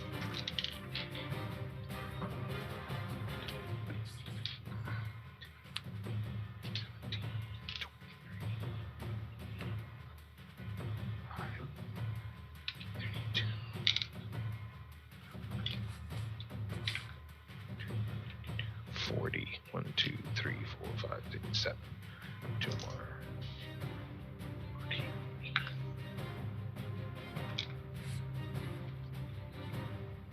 more. 56 necrotic damage. 56? Yes.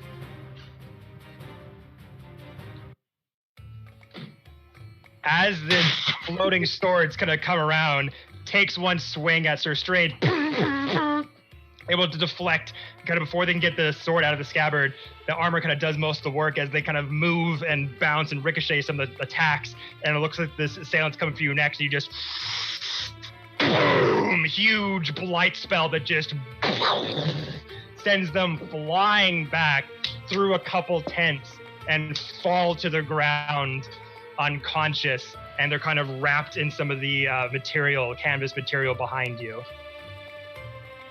Hound. And they're like knocked out cold. Hound. I care nothing. Eat him. The Hound of Omen goes to finish the job. I'm going back to my princely manner. That is fantastic. You're doing a wonderful job. So the hound starts to creep towards the figure. Yeah. In the canvas. Goes towards it, sort of with the head down, sneaking over. The bulbous canvas bag just... You see the figure just melt into the ground. Follow him. As long as that man did not leave this plane, that hound will never stop. It is 5 minutes, so I just find him. I'll collect his belongings. Lift up the jacket. He threw on the floor when he started. This is made dragon's tail. The jacket itself looks more like almost like a motorcycle jacket. Right. Except instead of black leather, it's red dragon scale and has kind of this outlining of gold material along the sides of it. I know somebody who would love this. I fold it up and put it in my backpack. The Goliath gentleman who was on the floor that I gave a healing potion to, he drank it. So you sort of just toss it at him as you've just been stabbed. So it's kind of like, It is a potion of greater healing. Okay. So you kind of go down over to him, kind of help him to drink it as he's kind of just stunned by being stabbed. He drinks it. Oh, fucking bounty hunters. Ugh. Help him up. Thank you. Do you see why discretion is needed? No, I do see why a very big discount is now required. Oh, come on, man. I just got stabbed in the chest. You didn't have to stay alive. I could have let you die.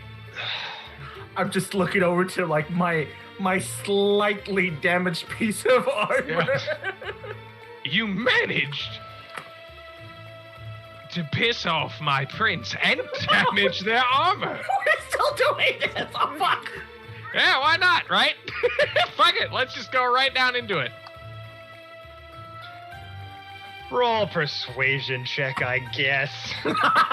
24, 13 plus 11. You're not gonna beat charisma, Gary. Nope. I'm also a charisma cast. Yeah. Level 16, my dude. Yeah. I'm still playing with level 15 stats. Kevin, Say we're not allowed to level up till we He deal goes with up to you and says, How about this? You saved my life. I'm forever grateful. This town is not the best to make for life choices. I'll give you that, okay? I need these clothes, or I don't know where my next meal will come from. But how about this? I'll give you an in to somebody who can maybe give you some decent arcane art at a discount. I tell you what, I'll give you 10,000 gold for all of your wares, your connection in the arcane arts for a discount, and the special manipulation powder. Now I'm being generous here, considering all of your wares here is probably 1,000 gold. Nope, you're right. I can't argue with that, but Prince, I truly do apologize for any damage that's come to you. Sincerest apologies. Here. Gives you the dust of deliciousness. I can help you carry these. Are you staying at the Silver Mirage? Yes. Have everything delivered there before tomorrow morning. That is pertinent. We have a meeting with a gentleman who just tried to kill us. Well, son, Daramon is not someone you want to mess with, okay? Believe me. Sometimes bounty hunters come through here. They think they can make a name for themselves by trying to best other people, uncover things that maybe aren't My there. prince wishes to speak. in my most elegant of voices, I will speak the common tongue. And does this Darmond wish to have a war with the Feywild?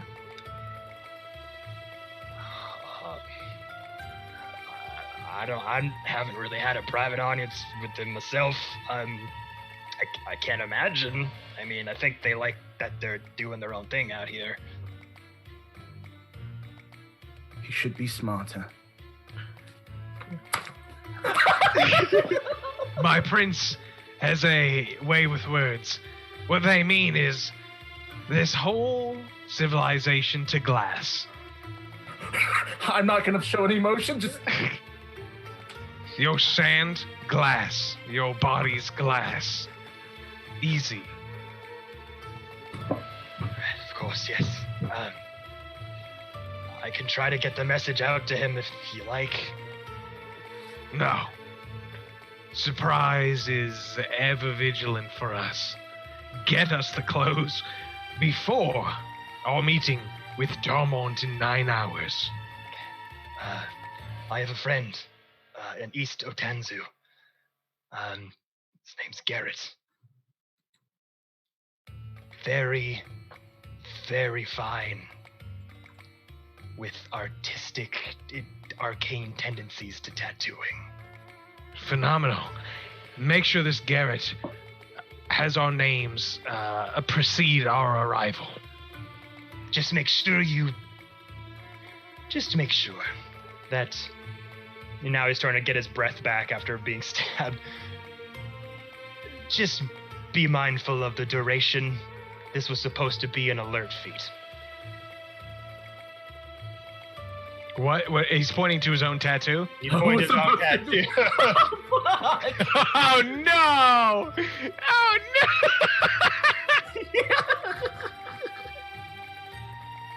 no! That is not okay. Kevin, don't let me and John ever be alone together again. That was amazing to witness. Me and Ramir over here cuddling.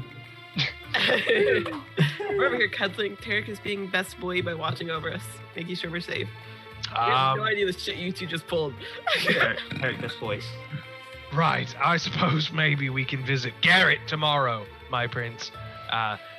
Send word to your friend Garrett that we will be visiting 10.5 hours from now, roughly.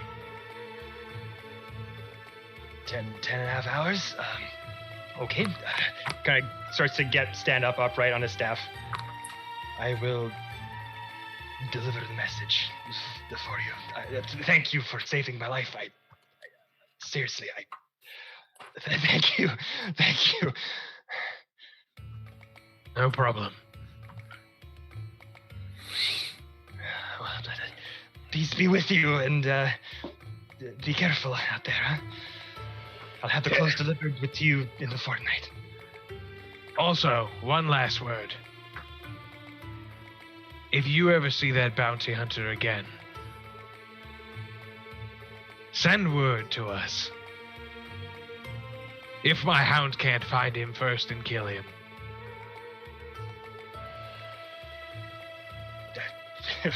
Will do. Fantastic. What do I call you? Just emissary, or? My name is Mr. Fiend. Mr. Fiend. I won't forget it. Thank you. Goodbye, Goliath. All right. And as you walk out of this market area and start making your way through the swaths of tents over to find the Silver Mirage, noticing the destruction that's happened kind of behind that tent, and a bunch of them sort of now just a bunch of material on the ground, various locals trying to get it back erected and helping anyone who got kind of hurt from the damages. Walking like It was good. I think it was good. We go back towards Silver Mirage, where Ramira and Farrell are asleep in the bed. Tarek standing watch outside. You're not resting at all, Tarek, correct? If we are taking a long rest, consider this a watch, I guess? I was going to say, Farrell would have taken watch. Yeah. She would have said, I'm going to rest for a second, and then I would come wake me up if the others aren't back. Yeah. How long do you want? We'll go just a couple hours. If they come back, we'll just switch that watch. Just take. We can take longer than that. It's fine. We'll get it figured out anyways. We have the rooms. As soon as the others come back, it'll be fine. Okay. I'm gonna snuggle Ramira. Right. Okay. She's so I looked at her at some point. Yeah. What I saw. Which? No. Oh. About Ren. Right. Yeah. That's It's not gonna be a easy that's a after sleep problem. That's Well. for both of you, I think. She sleeps, you sleep, then talk.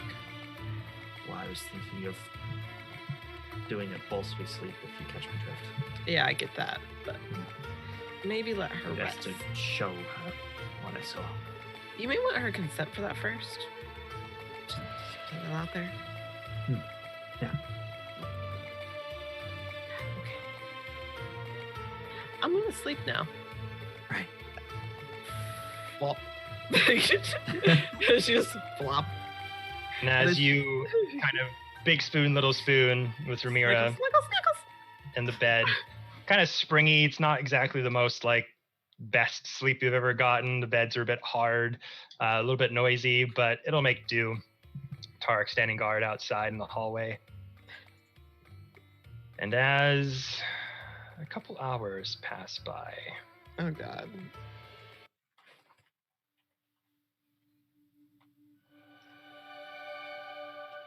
Farrell, Hi. dead asleep in the vastness of whatever dreams are coming to you in this moment, reaching yet another milestone in the journey ahead. This slight echoey voice starts coming to you, almost like a reverberation, a mimicking of your own voice coming to you. The voice sort of changes slightly in tone, kind of matching Tarek's, and then changes into a tone you recognize as Salil. Almost like his voice is echoing through a deep, lumbering cave.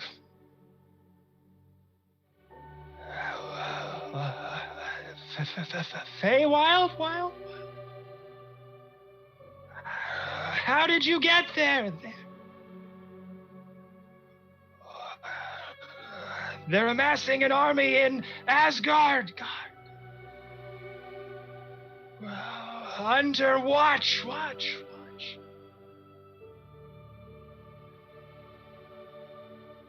Are you coming back soon?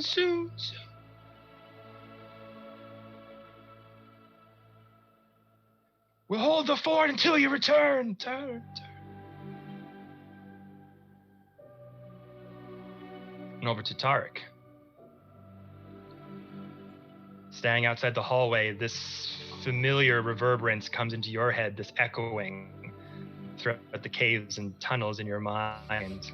The voice changing from your own to Farrell to various people that you're accustomed to.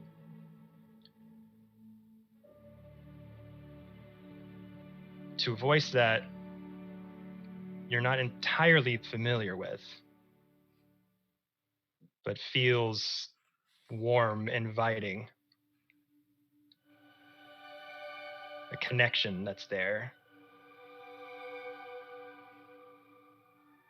Female voice comes out to you. Tarek.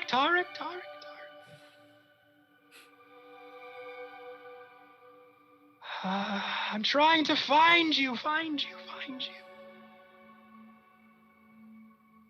I always seem to be a step behind.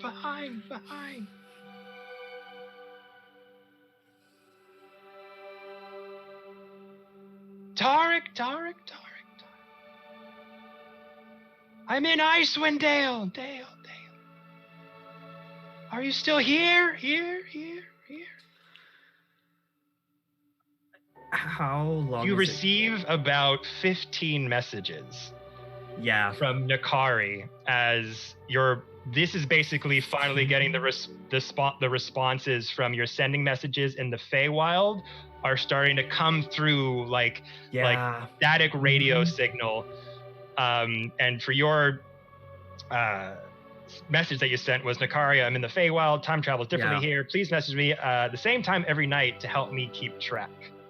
Oh my god. So she's been messaging you every day for 2 weeks. Oh my god. and has Yeah. basically been traveling around from Wagon's community, tracking where you went from there through the wilderness, getting to Icewind Dale, trying to find out where you are there, but the trail goes cold from there, literally and figuratively. And that they're kind of making their way towards Baldur's Gate. Baldur's Gate. Okay. To try to get more answers as to the sigils and symbols they saw etched and burned into the ground. Right. Okay. How long has it been into this rest? Would I have had the benefits of a short rest by now? So you've probably been there for a couple hours at this point. Okay. So But after those messages are coming through, there's about 14 or so, just little messages signaling where she's going, where she's been. Let's try to find you. Yeah. And then another deeper voice comes to you. Oh. And it's that of your father. And your message to them was, Mother, Father, I'm sorry I didn't message sooner. Listen to Nakari. She can communicate with me magically. I'll return home when I can. I love you. And then you get a male voice come through. Tarek. Is that you? You? Are you safe? Are you alive?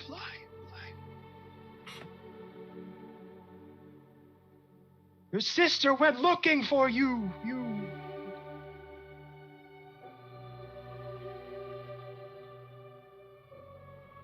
That's it. Okay. And then the one that you said on Farrell's behalf was from Farrell. Unexpectedly in Feywild. She's really sorry. Time's weird here. Didn't mean to leave. She loves you, but don't feel obligated to wait again. And their response basically being, Feywild, what? Where are you? When are you coming back? Army is amassing in Asgard. Should we stay? And then we're staying. Okay, Basically. so I also get that as well. Okay, cool. Right. Okay. So at this point, so it's been over an hour then, yeah? It's been about resting. 2 hours there, and Okay. these voices kind of come into Farrell's head, and as you're sleeping with your mirror, your eyes just wake. But it's there, everyone, that we gotta end the stream. It is One more hour. 8+9. I gotta write my responses to these messages. Yes. But yeah, everyone, that was our inaugural first D&D stream of 2022. And what a session. A new storyline, a new setting, new NPCs, new people's lives to destroy. All fun stuff. No, same lives, just different destruction. Not bad. Bounty hunters, warlords, crime lords, all the best stuff. Yeah, everyone, really fun. I'm kind of glad I was like feeling a little nervous because I also haven't done anything for like almost 2.5 weeks or so. So I hope that was up to all y'all's standards. Yes. But yeah, everyone, we are off and running for this section of Beyond the Realms. Thank you all so much for watching as you do. Thank you for checking out our nerdy fun story here that's almost 2 years strong at this point. Ooh, da lolly. But thank you all to the amazing players as well for making the time as you do every Monday. I always and will forever be super appreciative of it. Thank you very, very much. For those of you who want to see more D&D action, tune in tomorrow for our return to WoW Beyond the Witchlight, Witchlight D&D campaign. They're going to be facing off against Agdon Longscarf, leader of the Herongon gang in Witchlight. So that's going to be busting. But yeah, everyone, have a amazing Monday. Have a great start to 2022. Love you all very much. Stay safe. Wash your hands, and we will see you tomorrow and for the many Mondays to come. Bye-bye. Bye. Have a wonderful time.